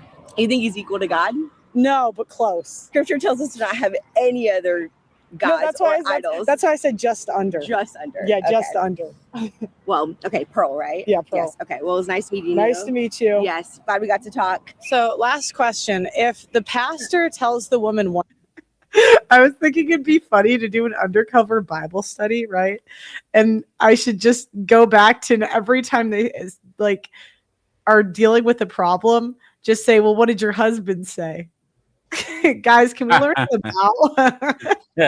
Oh, you should involve me because I can be a sniper with this. I don't know. I got to find a Bible study in it. If any knows any in the Dallas area or Austin, I could go to that I could just, you know, I think that'd be pretty funny. one thing and the husband says another, who should she listen to? Which one is biblical? Well, the Bible is up to interpretation, right? I know I've been to a lot of churches and everyone thinks that like their interpretation is correct. So I don't think we could like sit here and say it's like cut and dry because there's so much argument about it.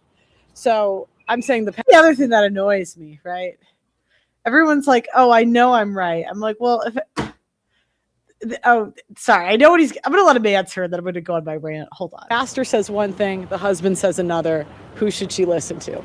I They would both say, are interpreting in a different way. well, I mean, I think scholars go back over time and they do debate the Bible. I think Yeah, like if scholars have different opinions, you think it's impossible for the husband and the pastor to disagree on something? Come on. if it's interpreted as the words of Jesus, and it's correctly interpreted, I would say whichever one is biblical. Right, but she's got to pick one. They both are saying they're biblical. I mean, it would come down to a case by case basis, but Black it men, would go which back that's to simps, dude. truth. What? Black men were such simps, dude. He's copping out. I hate it. Sorry, go ahead. Saying Saying whatever is biblical is a cop-out. Biblically, it tells women, obey your husbands. It doesn't qualify if he's godly or not. It says, obey your husband. Just like it tells slaves, obey your master. It doesn't talk about the morality of it. It doesn't say, is your master or your husband good or not? Obey, as if you're obeying God himself. Damn. Obedience doesn't come with qualifiers. Yep. Book of God. What do you think about women telling their husbands what to do? Can you still be obedient if you tell your husband what to do? I think there's a way to have a conversation and talk it out and be able to express what their thoughts are in a situation. Kind of like Vance, like Trump and Vance. Vance could potentially come in and say, I would suggest this because XYZ. I don't think that would be bad, but it's like, no, but there's a difference. If Vance came in and said, Trump, you need to do this, I think Trump would kill him. He'd crash. Notice how Vance would approach. I would suggest this, and here are the reasons why. It's not based on emotion because I don't want to obey. It's based on, I think these logical reasons are reasons you might agree with. Yeah, correct. And that's, and that is not how we do it as ladies. It's not. So what their views are, there's an opportunity for them to have. It's so rare you see women with that level of like deference and respect when giving a husband their opinion. Like, I think we should I would like you to help more, and these are the reasons why. Or I think you should because XYZ. But it's like different when you're telling him what he has to do. You know, I don't know. I probably didn't say it right, but it's just rare. Yeah, go ahead. You're getting it. The way they often approach is, I'm superior, I'm right, do what I want, versus I'm going to submit to you being the leader, having the authority. So I'm just going to present my reasons to you and let you decide. If you submit to authority, you can present your reasons, but then you have to go along with their decision, even if they disagree with your reasons. Obedience doesn't come with qualifiers. Yeah, correct. Have that and express their views or their differences. I think this guy kind of had it, to be honest. Yeah, no one else in this video, but In a conversation, just like you would have a conversation with someone else. what are your thoughts on the question? Well, I'm not married, so I don't have a ton of thoughts, but I do think Obviously you're fat, you know. You're too young to be that fat. It's just obviously fat and bitchy.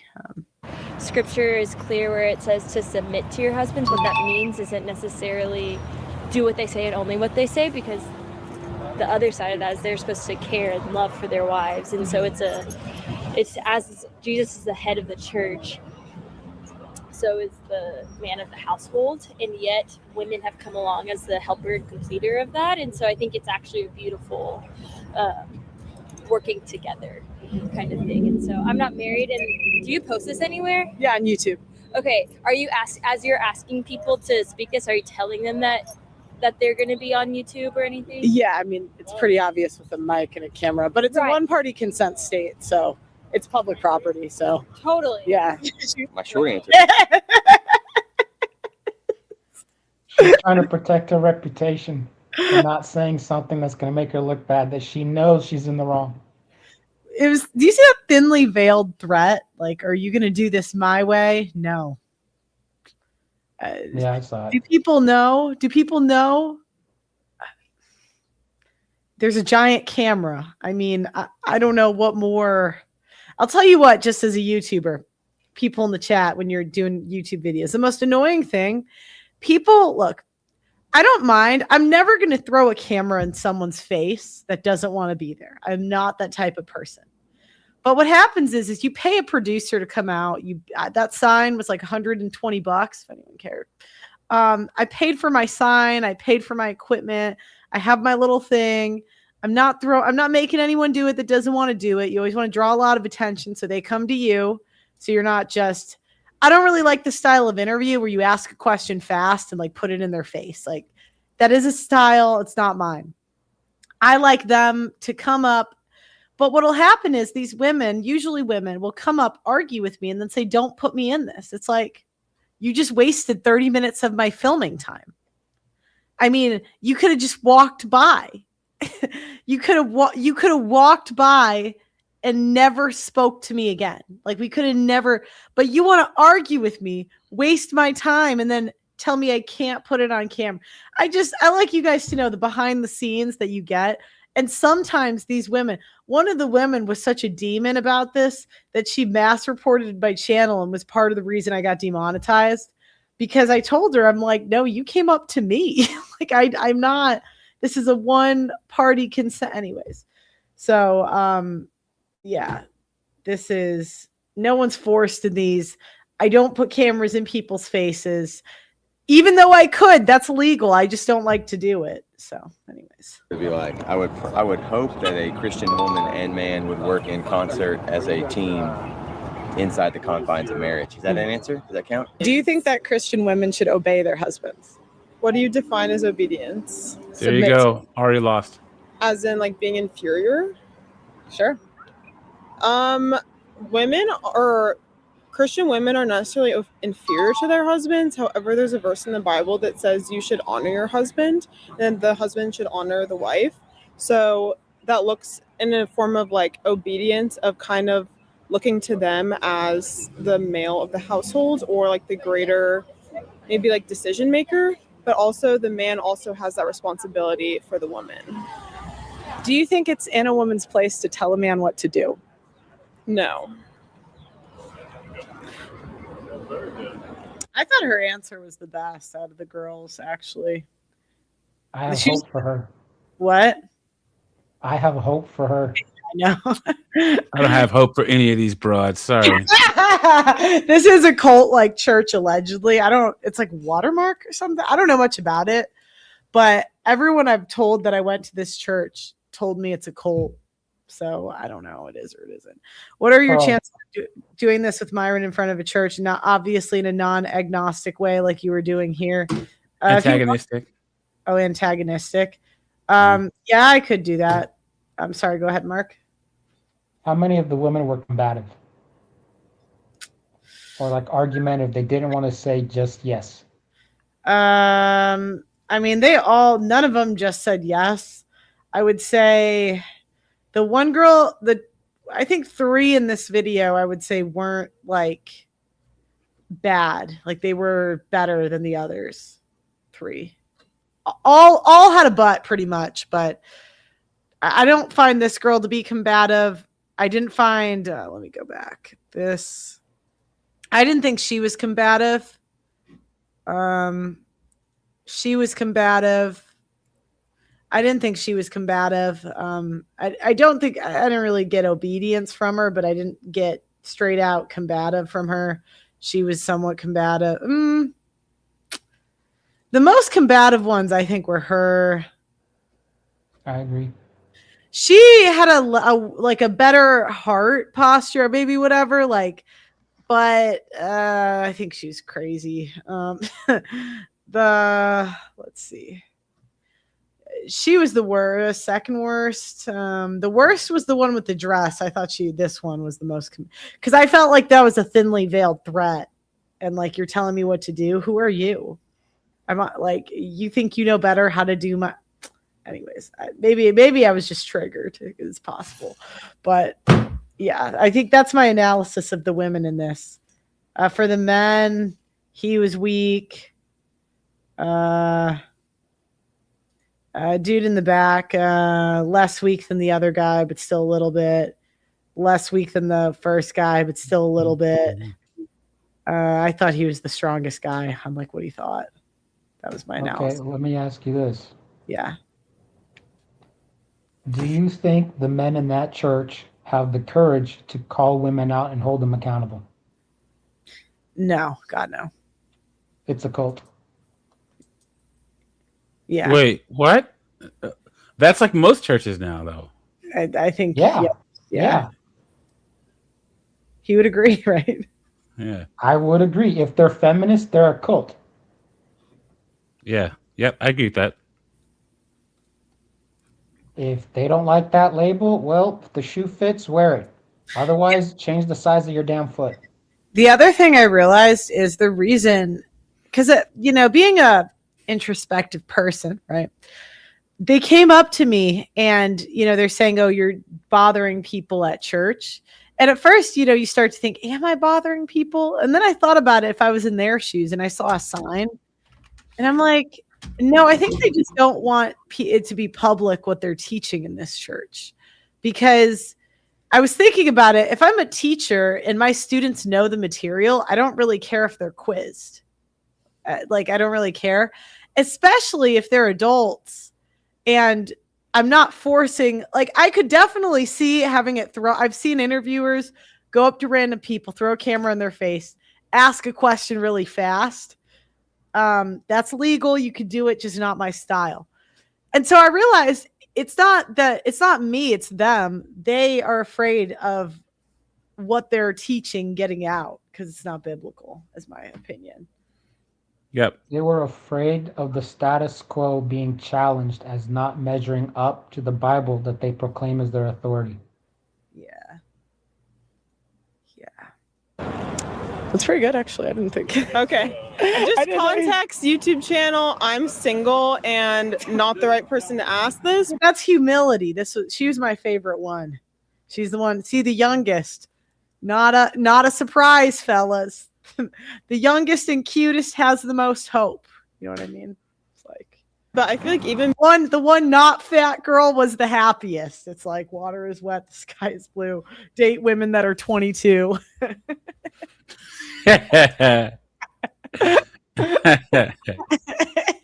being single. I don't know how old she is, but it's just a lot of people are very independent, and even as a woman, I'm looking for a man who I guess is strong and wants to take charge. And so that's all I have. What do you think about women telling their husbands to do the chores in the house? I mean, I think they should definitely again, it goes back to honoring each other. So hopefully that the man is willing to help out for the greater good of the household, but it should also be both people. The last one before the wind takes us. Okay.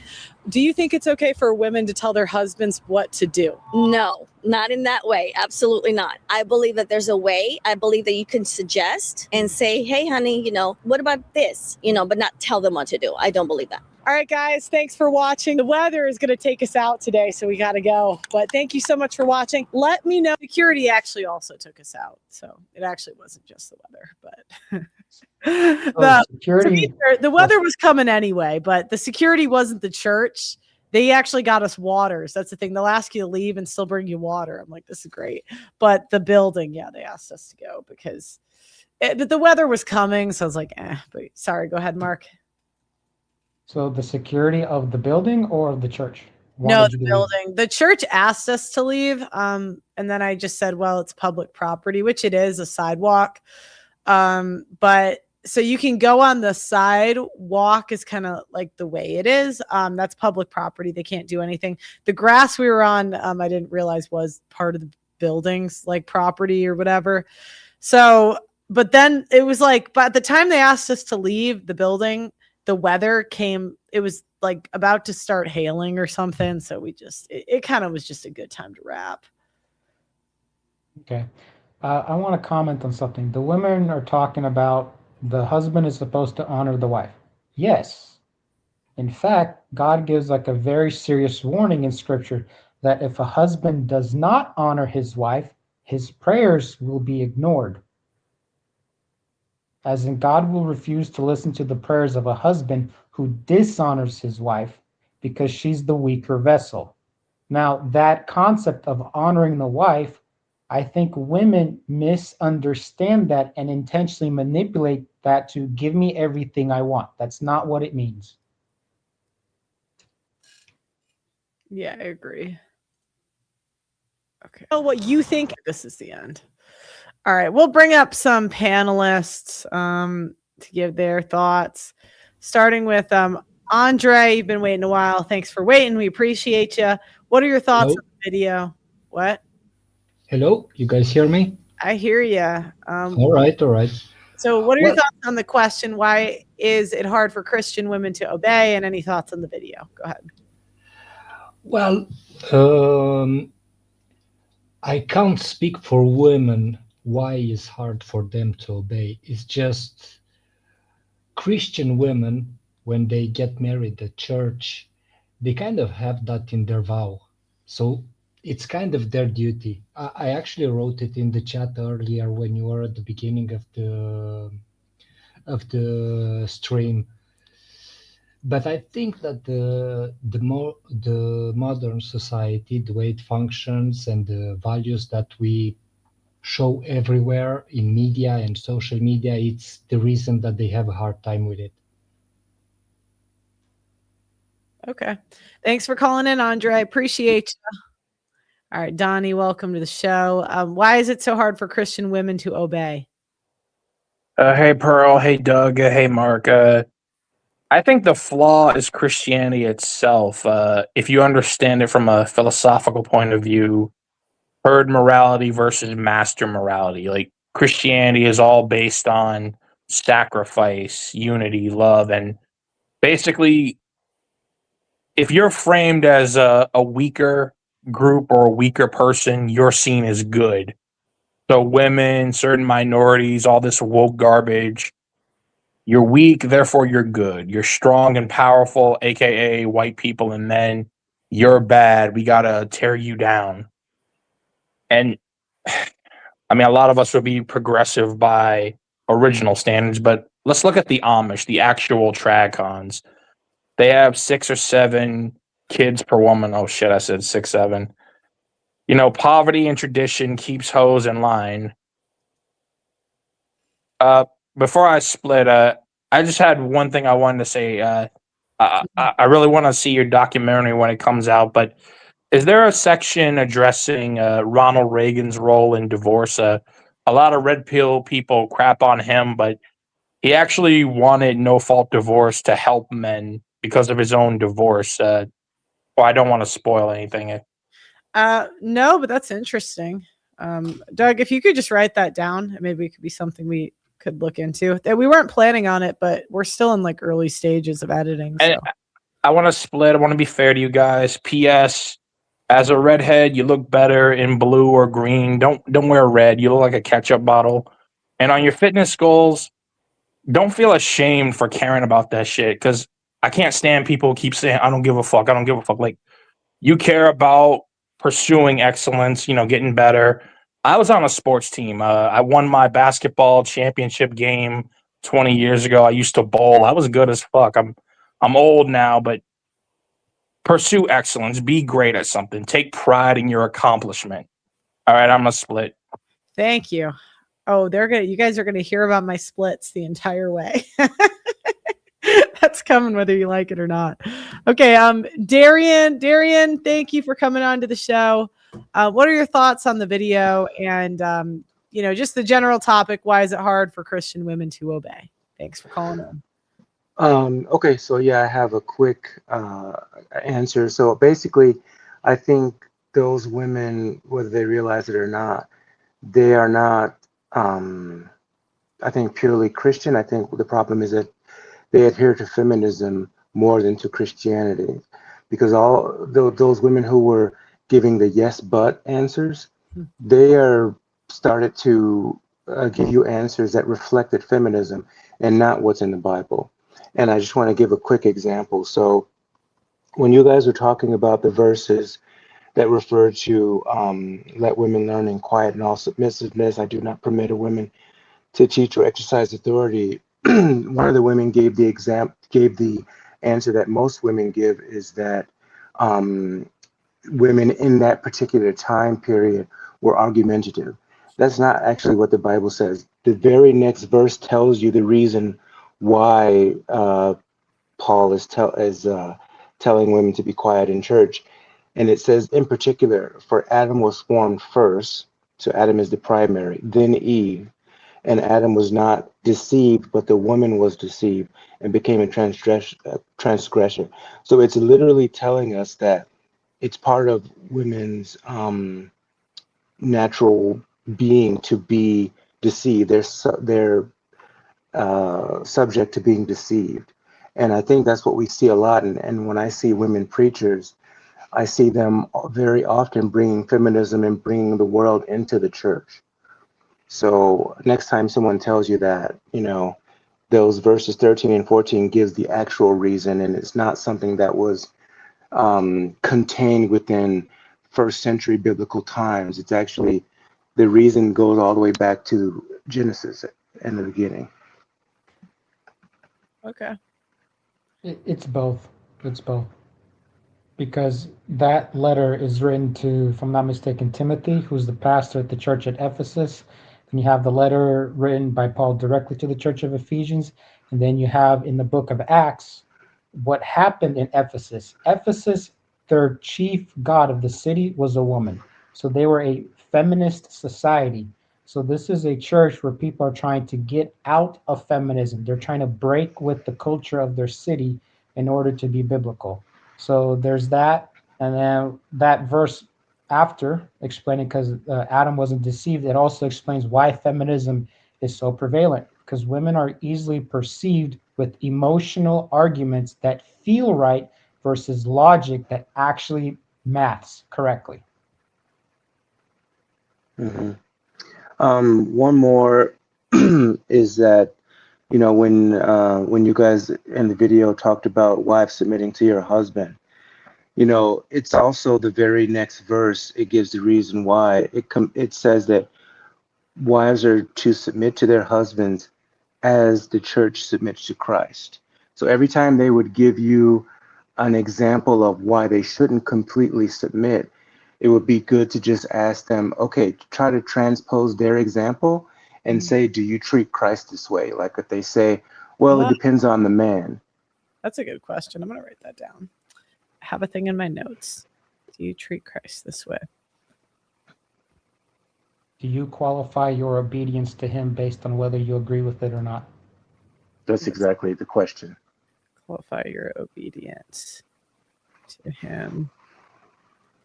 Agree or not. Good point. Good point, guys. Because if they say they're obedient to Jesus, then they're supposed to be obedient to their husband.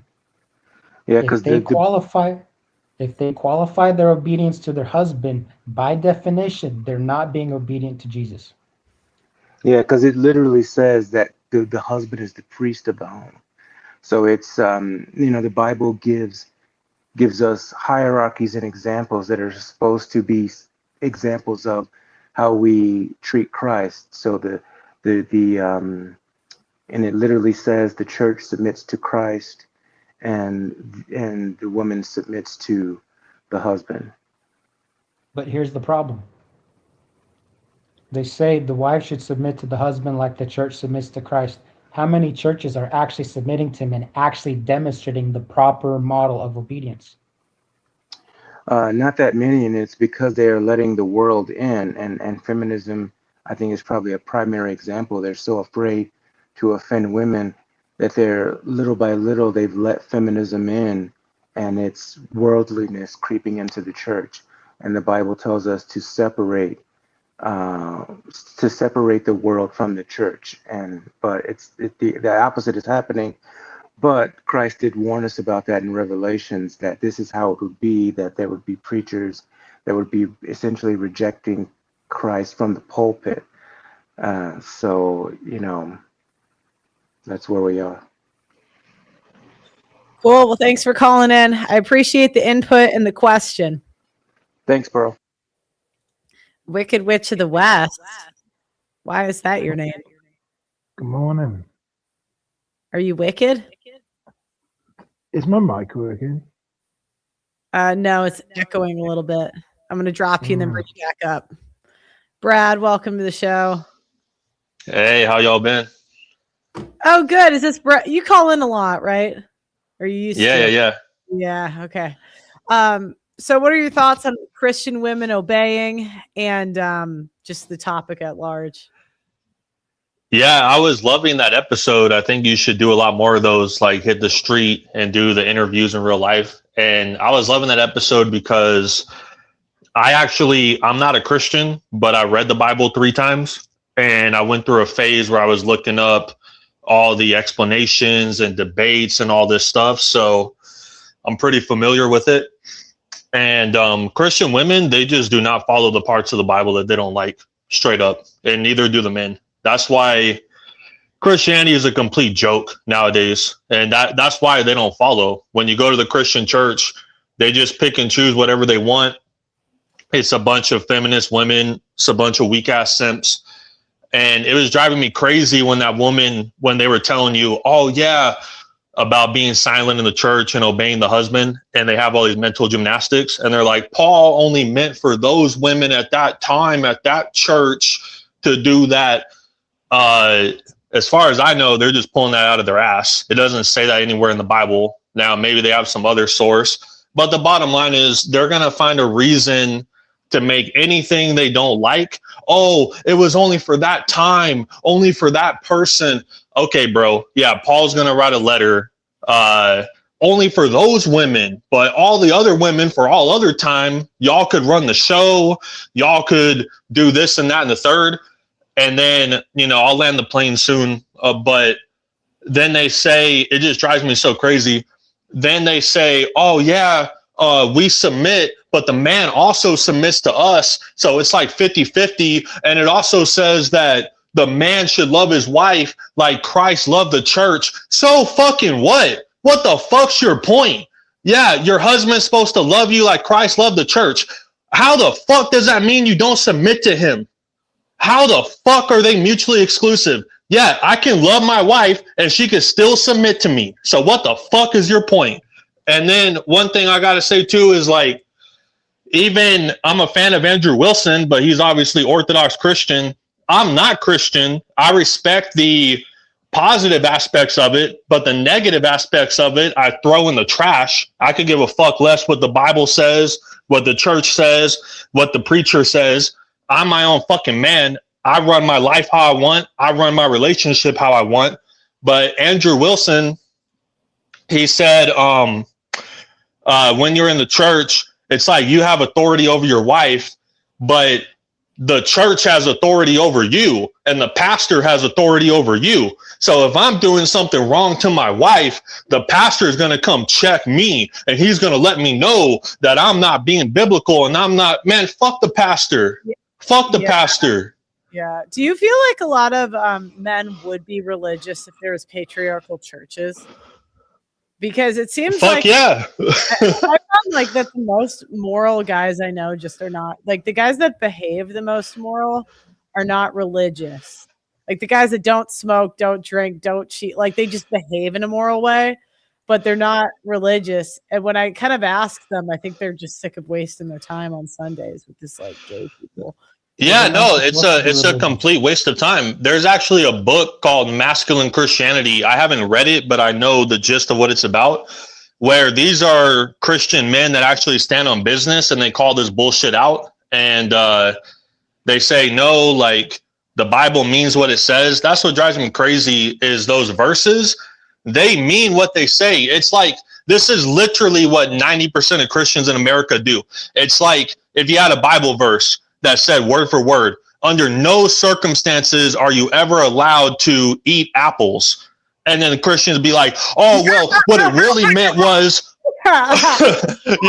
what it really meant was only red apples in the 7th century because there were pagans that were selling red apples at the 7th century.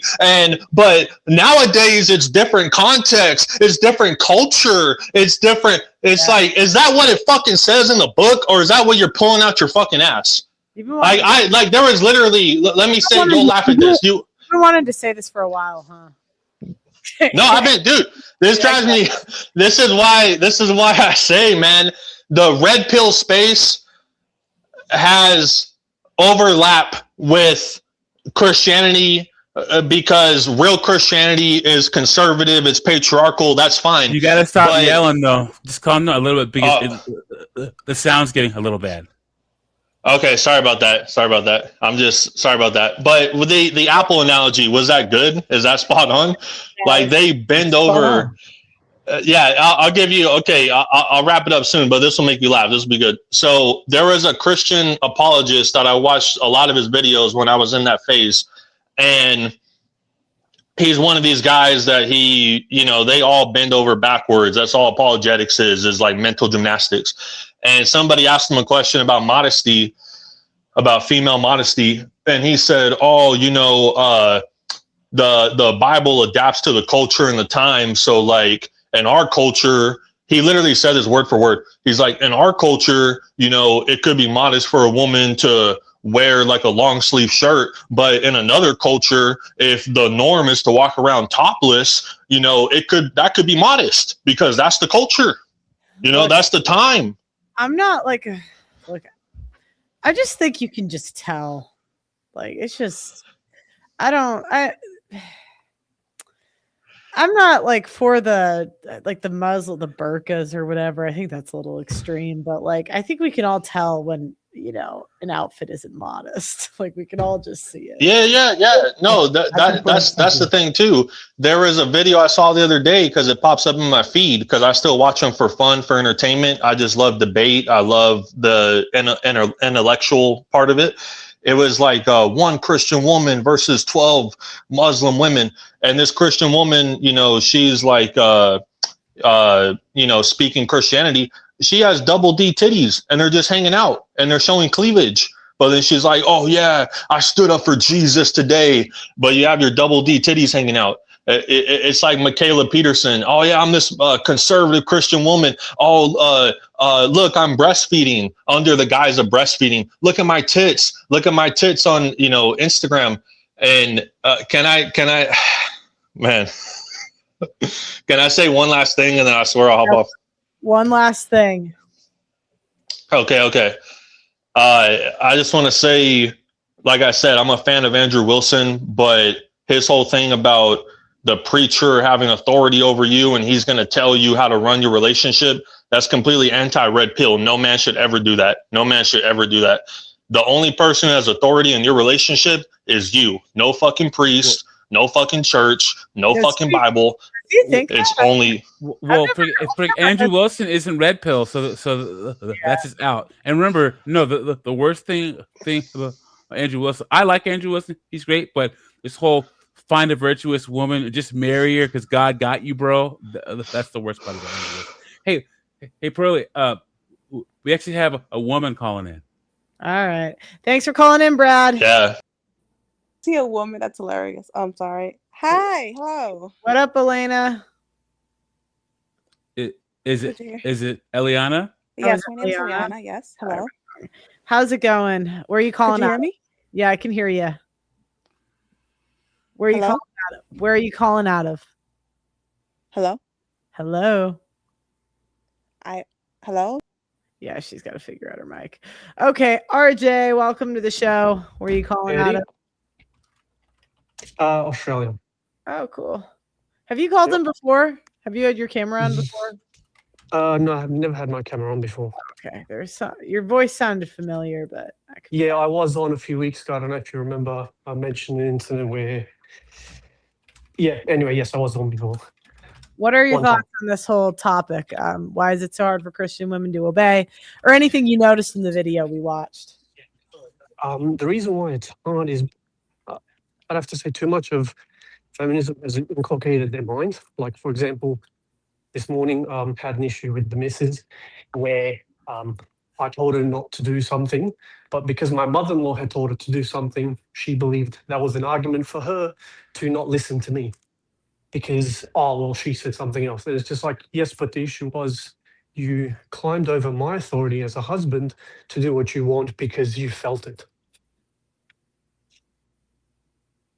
Yeah.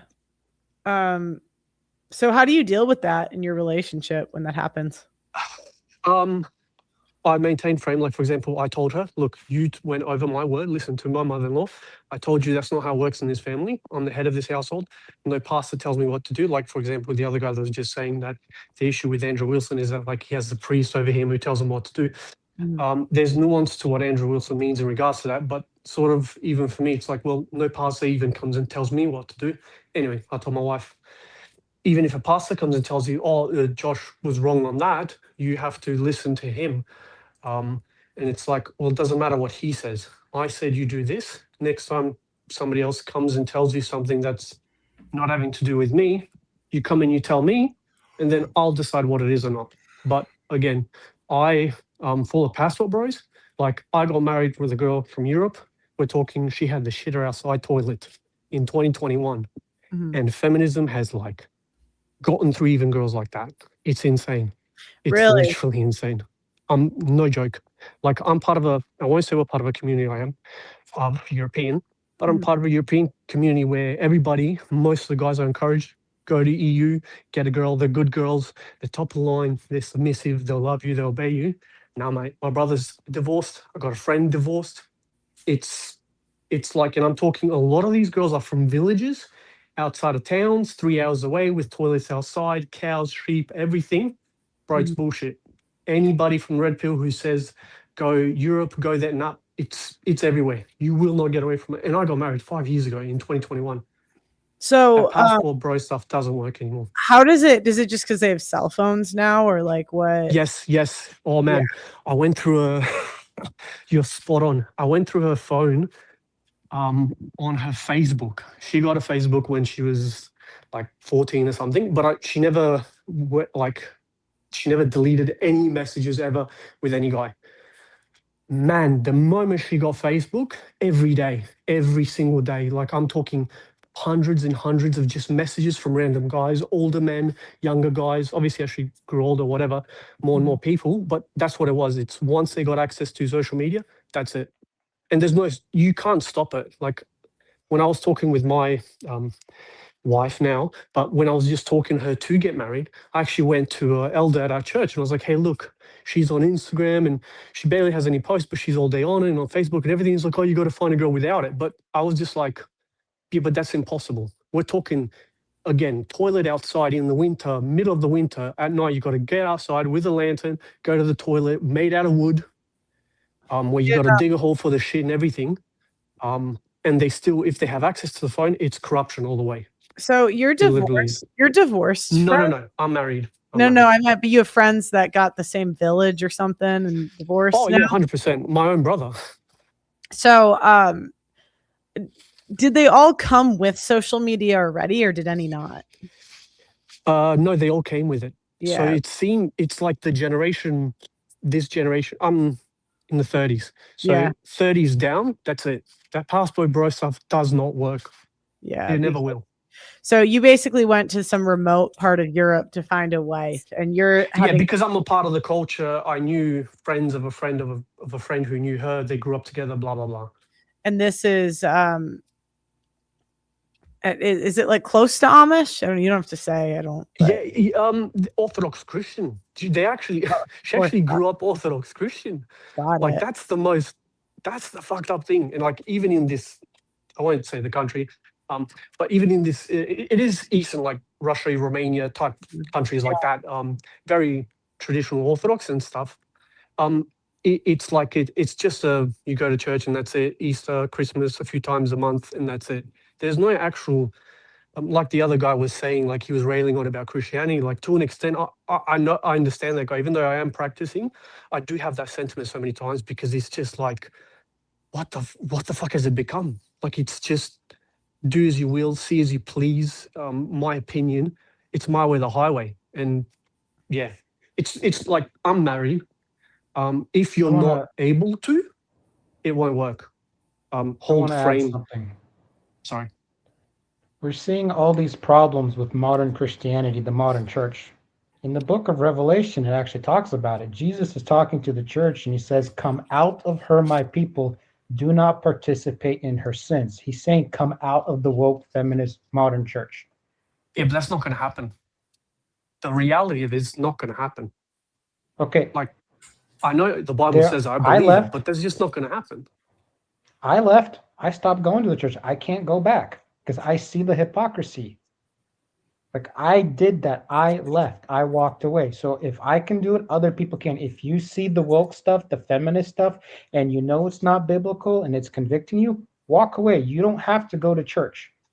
yeah, that's my issue. Is I'm not part of a woke church. I'm part of an actual very traditional based church where they still wear head coverings, they still wear skirts. Like it's very patriarchal traditional church. So I don't face that aspect of the issue. I grew up in a But church like that with the yeah, head coverings. I still left you're right. because I Yeah, see the look, hypocrisy. I'll be see honest. that There's heaps of other wives who are like my age group, and my wife like goes and spends time with them. Actually, one of them just happened a few weeks ago, and like we're talking, the guy's married. He's just now getting a house. Australian economy is pretty shitty, but they got kids and everything. And the wife in front of a group of wives, and she's like in her 30s herself, 3 kids. Man, she started shit talking her husband, and my wife came home and she told me, and I was just like, bro, like, what is wrong with this woman? Like, you're talking, you got 3 kids, your husband who sometimes speaks in church. And again, we consider ourselves a patriarchal church, but it's still inculcated in this. It's, yeah. Well, red pill how really do got you to my eyes. separate? Because I think what he's maybe struggling with is sometimes it's just certain people in the church. It's not maybe, I don't know if this is true or not, but a lot of the Orthodox and the Catholics feel as though their church authority is on point, but it's like the people in it sometimes. I guess, how do you differentiate that in your opinion, Mark? Okay, every single church is composed of people. People have flaws. People have psychology. You have to decide, is the psychology here conducive for the outcome I want in my life, for the way I want to live my life or not? Is the pastor preaching what scripture says, or is he catering to women? Does he have the balls to call people out on their bullshit, regardless if it's a man or a woman? If he doesn't have the balls to call people out, why would you respect him as a leader? Why would you want to go to that church? Become your own pastor of your own house. As a man, biblically, you're supposed to be the protector, the provider. But before those things, you're supposed to be the priest, the prophet, and the pastor of your own house. Huh. Okay, that answers my question. RJ, you got anything else to that? Otherwise, I'm going to go to the next caller. Nah, you're all right. All good. Thanks for Thanks listening. for calling in. That was helpful. Guys, yeah. You can't even go to Eastern Europe. Doug MPA, are you done talking about getting a girl overseas yet? Yeah, I think it's cooked. It's a sad day coming to that Hold on, realization. Doug. Do you really want an overseas girl? I mean, look, anything has to be better than most of the women in the United States, especially coming from my community. Dude, come on, don't forget where I'm coming from. Anything's better than black women. All right, I want to put it in different words. For you, it's not the community or the country she's from. It's the psychology that she has that matters to you. Your hope is that by going to a different community, you can find better psychology. Is that an accurate way to put it? I told you, I'm looking for 3 years, dude. 3 years of I need a green card sex. That's what I want. Well, you're going to get bamboozled by a girl who plays the part for 3 years. But if that's what you want, okay. Look, all women do that though.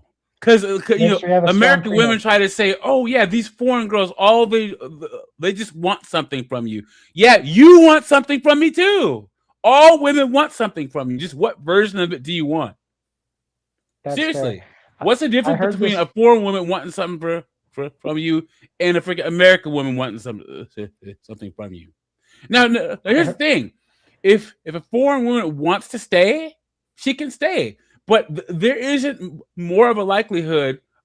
I'd say there's more of a likelihood for an American woman to leave you than a foreign woman, right? Maybe. I heard this rumor that in the Philippines, they were actively teaching women to get the green card, marry him for 10 years, then divorce him, take half his stuff, and immigrate your entire family and off of his money. Like I said, at least you get 3 years of her trying to get that green card.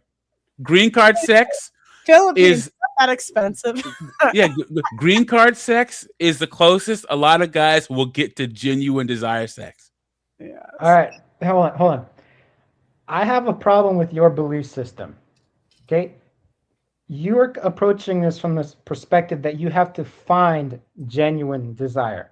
I'm approaching from the perspective you can learn how to create genuine desire by understanding what women find attractive. Yes, but look, They don't find green card attractive the way you want it. You can understand what women find attractive and still not be attractive, dude. There's some guys, especially in 2026, women are in want mode to the max. So that's where clavicular and looks maxing comes from. These guys have accepted the fact that it's not about character anymore. It doesn't even have to be about game if you have looks in certain parts of it. So what I'm saying is this: you can. A lot of guys are just cooked. You can learn to talk or whatever. You're still going to get a 4 or a 5, or not the women you want. All I'm saying is this: marry a foreign woman. If you want to have kids, marry a foreign woman. You get 3 years of a traditional woman who wants something from you, and then if she chooses to stay, she stays. If she chooses to go, she goes. No way. Then she could take the kid back to her country. Wait. At least if you marry a girl here, your kid stays here. She could just take that kid and go back to Thailand or wherever the hell. Let her take him. And that's the black guy in you. Yeah. I'll go for a pack of cigarettes. I don't care. I'm going to put it like this. A green card is not going to get you genuine burning desire. The way most guys are never going to get it anyway, Mark. Because most guys don't want to fucking learn. Exactly. So they're still not going to get it. It doesn't matter how they're not going to get it. They're not going to get it. Then stop helping them cope by telling them to go overseas. What I'm saying is learn. Stop coping by trying to find the easier option. Oh, I'll just go overseas. I'm saying just learn female psychology. Mark, learn how to create attraction. I learned, and I'm not Giga Chad Dracula. Look, there's certain guys who you can try to teach them all you want, but they're still not going to get genuine desire. Only a small percentage of men. Only a small percentage of men will ever get genuine desire sex. If you can accept the fact that that's not going to be you, well, then you can do other things. That's all I'm saying. I'm not saying don't learn, but just if you're just never gonna look, guys. Most men to this day will still say that our number one job that we want to have is to be an NFL quarterback, knowing damn well we're never going to be playing for an NFL team. You have to accept the fact that you want to be a quarterback, but you don't have the athletic ability. You're not going to get there, but you still have to live a life, right? Okay, Doug, what population of the world is female? Like 52%. You're telling me you can't learn how to create attraction with one of them? She can be attracted to citizenship. That's a cop out, and you know it. Okay? It is a cop out. Okay. Right, hold on. I'm all about results, though. Okay. I was not getting the results I wanted. I took accountability for my ignorance, and I learned female psychology, female nature. I learned how to create attraction. I wasn't looking for the women who are attracted to me. I learned how to create attraction. I've had girls DM me and initiate the private conversation because of how I was interacting in a group type setting. I learned how to flirt with them, how to be interesting and exciting. Every man can learn this. I'm acknowledging this. You could do all that, or you could just wave a green card in front of her face and get 3 years of that. That's all I'm saying. Because the whole argument against it, oh, she might leave you. All women might leave you. Oh, she might. Anything you can say that's against the tactic. I'm saying American women will do it too. That's all I'm saying. I just want men to explore all options. Okay. Women in the West, American women are cooked. Okay. Period. Yeah, all right, we're gonna take the next caller. You can say one more thing, Mark. I'm saying every man can get better results by learning to understand female psychology and how to create attraction. No matter where you go in the world, you can get better results if you learn how to do that. I'm not disagreeing. Okay. Next caller, we're gonna have Snowboard Joe. Welcome to the Hey, show. Hey, what's up, Doug? What's Hey, up, what's up, man? guys? Thanks for the opportunity to speak on here. I want to offer like an adjacent point and say that the reason why it's hard for Christian women to obey is because it's really that materialism is their God, and they just don't quite understand it. That's why they get the consumerism, the vapidness. They always want to consume, and that materialism is they want the materialism to then gain the status. That's half the reason why people have a cool car, because that materialism has a status attached to it. So if I have a Ford Ranger pickup truck or a Bugatti car, that has a status attached to it from the materialism about it. So that's kind of secretly their God, that they don't fully understand it all the way. That is like the major DNA problem of it. That's why they want the churches with the prosperity gospel. That's half of it. They want a boat. They want all the prosperity and hard work. And the materialism is tied to their security, which is, that's not too unrealistic to think that, but materialism is really kind of their God. And that's why they're meant to like consume all the time. If like women love consuming, shopping, like look what they do with their money. They're going to buy bags, items, maybe a nice car, like basically vapid bullshit so they can keep consuming, because that materialism and that consumption is what gives them those dopamine hits. They feel when they're consuming like a man feels like when he produces something a little bit. It's kind of like the opposite way. I think that is kind of like their God in a sense, and algorithms. An algorithm is really their God, because that's what gets them their social status. That's what gives them their dopamine hits. That's what gives them their sense of purpose and their validation. You know what I mean? Like, I think that is their real God. It's not Jesus or what we're calling God. It's Amazon, right? Exactly. Yeah. It's, but I think that's really what the problem is. I don't think that they fully understand that themselves. And I think for a lot of people, that actually is their God in a sense. They just don't fully understand it. I mean, even some men, they want the materialism, so they have that material status to impress women. That it's to impress men too, and to get security and all that, but a lot of it is really for that, and that's what women really kind of worship without realizing it. And that's also tied to their sense of security. If I have more resources and more materialistic wealth, so to speak, then I can hold down the fort more. Basically, I have more tools, I have a bigger castle and whatnot. So I think a lot of it is just really linked to materialism being their God, but they don't know that. They don't think this way. They're not going to get philosophical and think about it. That's kind of beyond them. And I think you're close. I don't think it's materialism. I think it's what the Bible calls sensuality. They are serving their own senses. They're pursuing what makes them feel good. Yeah, vapid behavior. Yeah. I'm just kind of coining the phrase like materialism is their God because it's, I don't know, it kind of sounds better, but it's not quite materialism itself, but it's pretty close. Vapid behavior. Is that what you said? Yeah. Yeah. Vapid behavior, serving yourself all the time. Like women are consumers, and they're vapid consumers. They're consuming things that don't really last.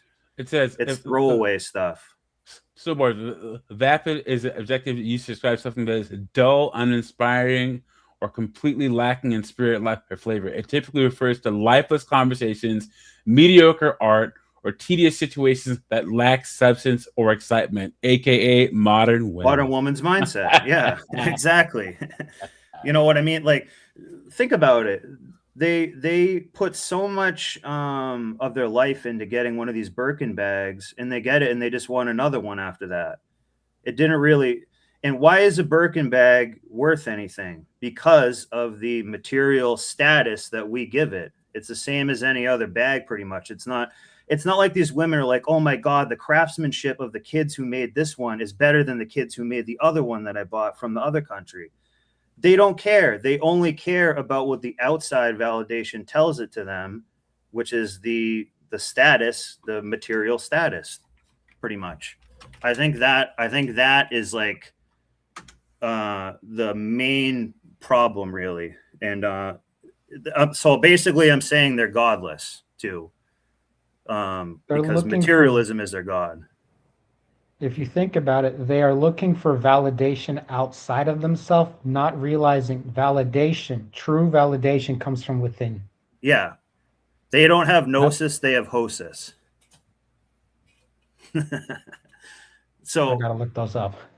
Gnosis is like a Greek word, sort of a religious word for like inner knowledge of, kind of like Gnosticism, I guess. So it's a Greek word for like knowledge about God and whatnot, basically. So you were saying to find a girl that you should change, adapt to what they need, what their psychology is and stuff. I would kind of agree with that. Like, you don't really have another choice. You kind of have to play their game a bit. I wasn't saying you adapt to them. I'm saying you learn to understand their psychology so you can call her out, hold her accountable. You don't adapt to them. You hold her accountable to adapt to you, because you're the architect of your life. You're supposed to be the protector, the provider, the priest, the prophet, the pastor of your own house. You are the head. She gets on board with your plan. You don't get on board with hers. She can present her ideas to you and you can evaluate them on their merit. You So don't I'm the adapt head to her. and she gives me head. Yes. All right, thanks for calling in, Joe. Appreciate Thanks, it. guys. Hey, John, welcome to the show. Why is it so hard for Christian women to obey? If you have any stories, anecdotes, or just general points on the video we watched, feel free to bring them up now. All right. First, I want to say, what's up, Pearl? How's it going? It's good to be on your show today.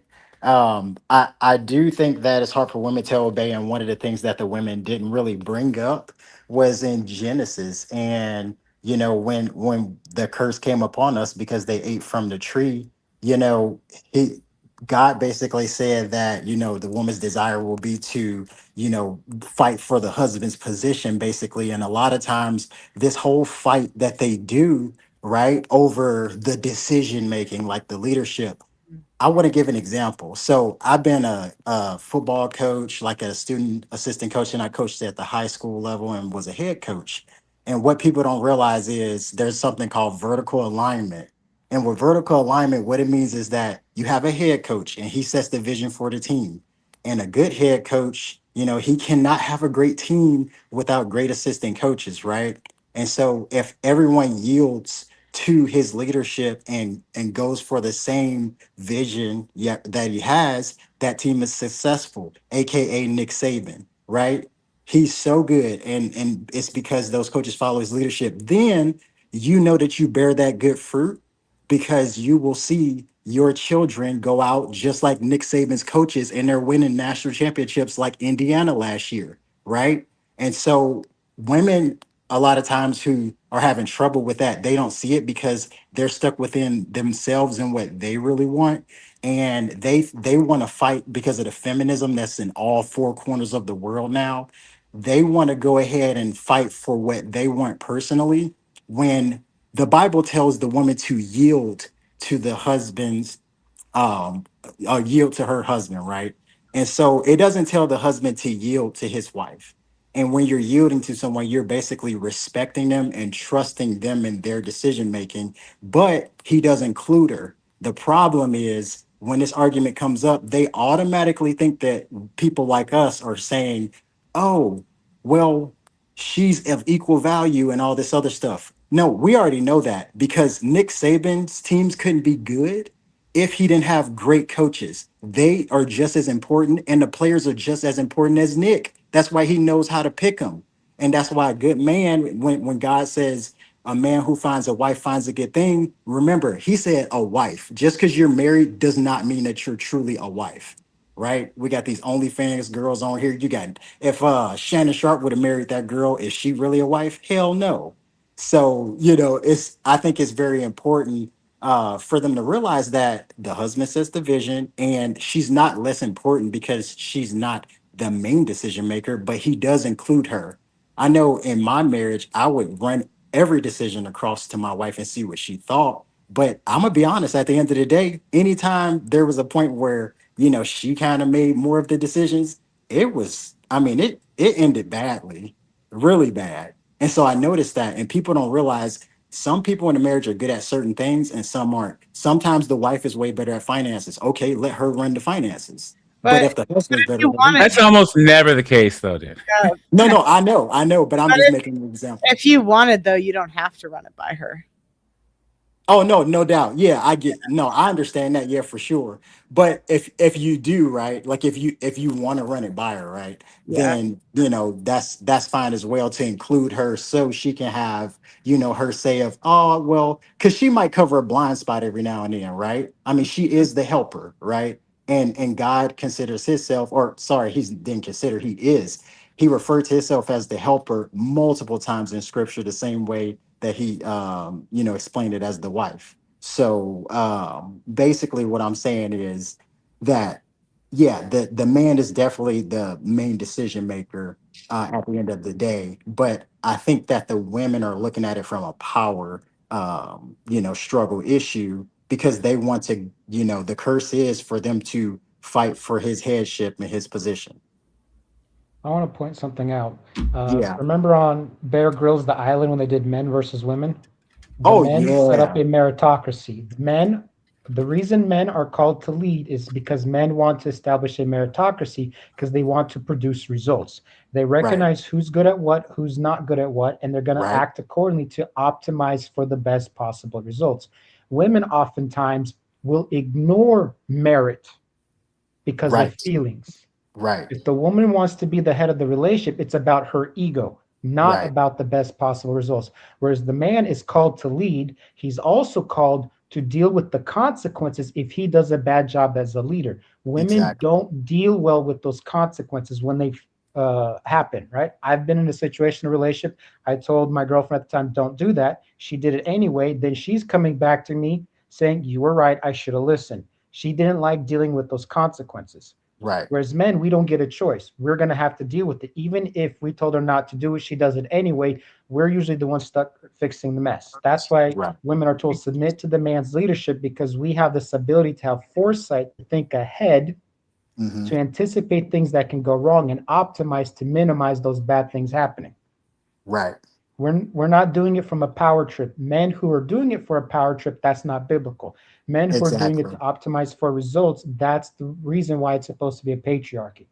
If we're told men are supposed to be like Jesus, Jesus is the best example of a leader. Well, he said, I didn't come to have dominion, to be a Lord. I came to serve. That's why he Right. washed the disciples' feet. So men are Right. called to be the leader, not for ego, but to optimize the best results possible for everybody involved. Right. So basically, that decision making always revolves around the greater good for the people that are there with you, which is AKA your wife and your kids, or as the head coach, your players and your other coaches. Yes, even if it Yeah. hurts you Right. as a man, even Exactly. if it hurts you, you're sacrificing your own selfish desires in order for the greater good of the most amount of people possible. Right. And one thing I want to add to what you said too is that, one thing women don't talk about is the responsibility that God puts on the husband when things do go wrong. That's why the husband is not supposed to let his wife lead and make the decisions, because that's what happened with Eve in the garden, right? She went and ate from the tree and she's like, oh yeah, Satan said that we can eat from this one and not the other one. And then all of a sudden he ate from the fruit too. And he went to Adam. He said, Adam, man, what the hell? Like, what's going on? You know what I mean? And it was on him. He didn't go to Eve because he told Adam as the leader and the head, hey, this is what you guys are not supposed to do. And he tried to blame the woman, so we can't blame them. So they need to submit and then allow us to, make the decision, as long as it's for the greater good of the family and we're following, the biblical principles of how we're supposed to play our roles out, and it's all good. But, a lot of times I'm going to add this too. Women, are not being raised to be wives. And I say that because I have a couple of friends who got daughters, and we've had some deep conversations because I'm in on some, I'm in a civil matter as well, which Pearl, I'm gonna have to hit you up for that divorce documentary. I got some sauce for you. But I talked to my buddies and I said, hey, how are you raising your daughter to be a wife? And how, what does that look like, in scripture? And they honestly was like, you know what, I hadn't thought about that, I don't know.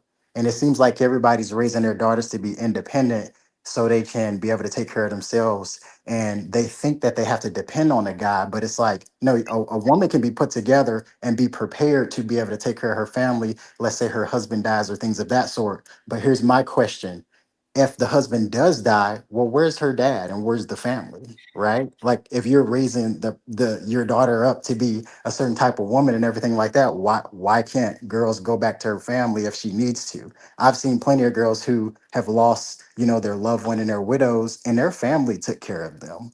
And so, she shouldn't have to be by herself in the first place. But if she's prepared to do that and went to school and got a degree, that's all good. Like, that's awesome. But that doesn't mean, she has to try to be over her husband and use it. Because every time now women get a job and they make more than their husbands, what do you hear all these women say on social media? Well, I make 300K, but he got to make more than me. It's just like, Why what don't the you hell are just you give him talking the about? paycheck? He'll be better with it. You know what Say I that mean? again. Why don't Say you that give him, again, Pearl. you give him the money, he'll be better with it than you. No, yeah, exactly. You'll have Well, retirement, your kids will have a fun like. well, But here's the other thing too. They don't teach women to have the same respect for their boyfriend. Like, think about if there's a high school boyfriend, uh-huh. how often does the dad say to listen to the boyfriend and not him? Never. Yeah, exactly. Well, Especially and like if he's a good kid, right? How mhm. often does the dad get in the middle and take the daughter's side when half the time the story the daughter's telling probably isn't even true?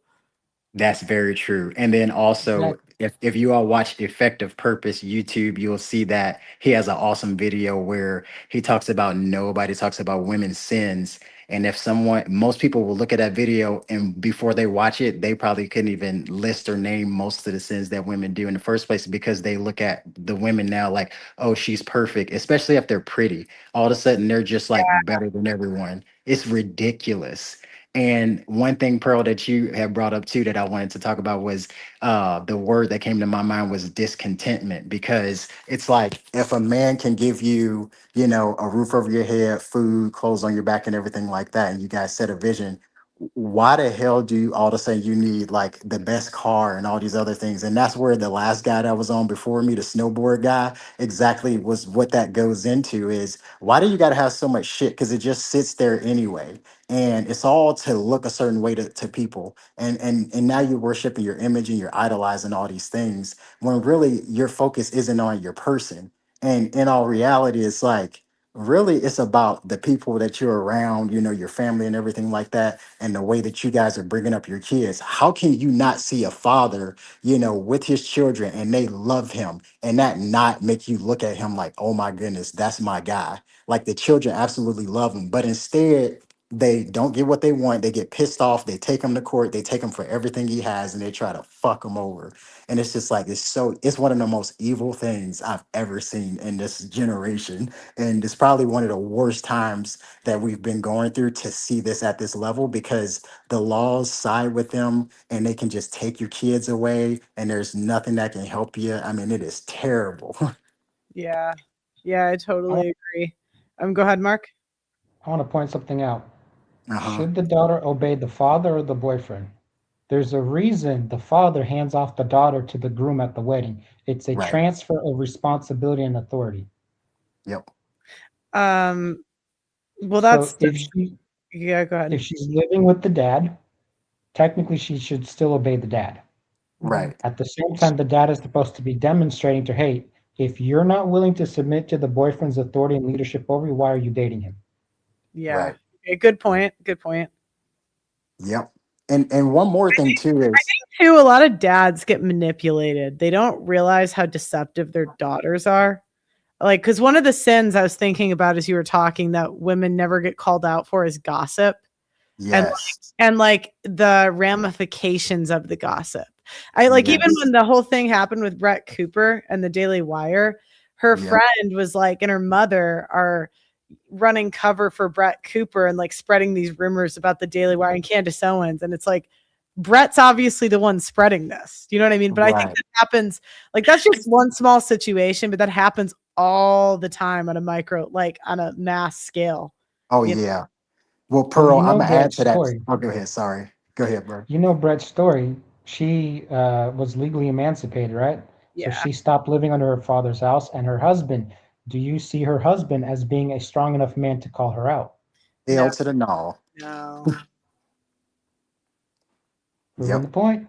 Yeah. And Pearl, So I was gonna add this too because you brought that up. So my situation that I was kind of telling you about, my soon to be like ex-wife, her dad believes everything she says. But not only that, even if they're wrong, he's gonna fight for them. So like this dude don't even have integrity to the scripture. So that's when you're dealing with that. I mean, it's just bearing bad fruit, Was from the she top to the bottom. was she a white girl? Half Yeah. white and Hispanic. I was just wondering because sometimes like it's like I don't know. I think sometimes like the dads make it harder for black guys with the white daughter. No, I'm gonna tell you the truth though. I ain't gonna say no names. I'm not gonna be like that right now. But it definitely some of that came up though from her, and that was part of the problem at first was some of the things that she was getting pissed off about what was being said and all that. So I won't go too deep into it, but yeah, you're right about that. Yeah, well, thanks for calling in, John. I appreciate the addition to the show.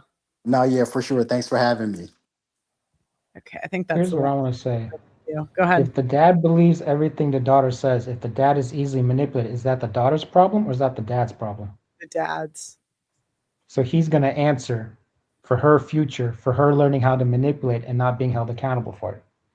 Do you think that because a lot of times I don't think the dads are aware. Like I don't think it's malicious. Like 'cause I'm from like white America and like the suburbs with like really good natured people. I think a lot of times it's because like the dads just don't they don't understand like what the daughter's doing. What do you think about that? If they are ignorant of human psychology, human nature, Mm. right? If they Yeah. are ignorant, it makes complete perfect sense why it happens. Yeah. Ignorance can be weaponized against you.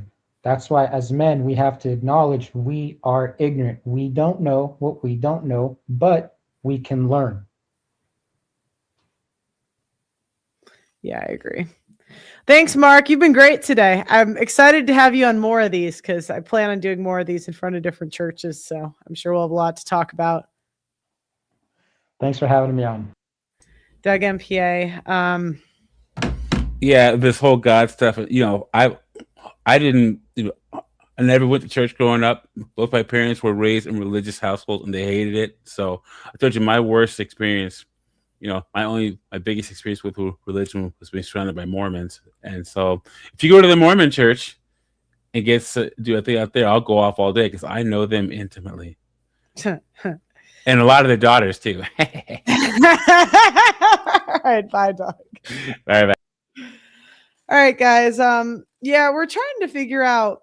I think we're going to go to the street interviews. I kind of like the idea of going in person and then analyzing some of the content on the show.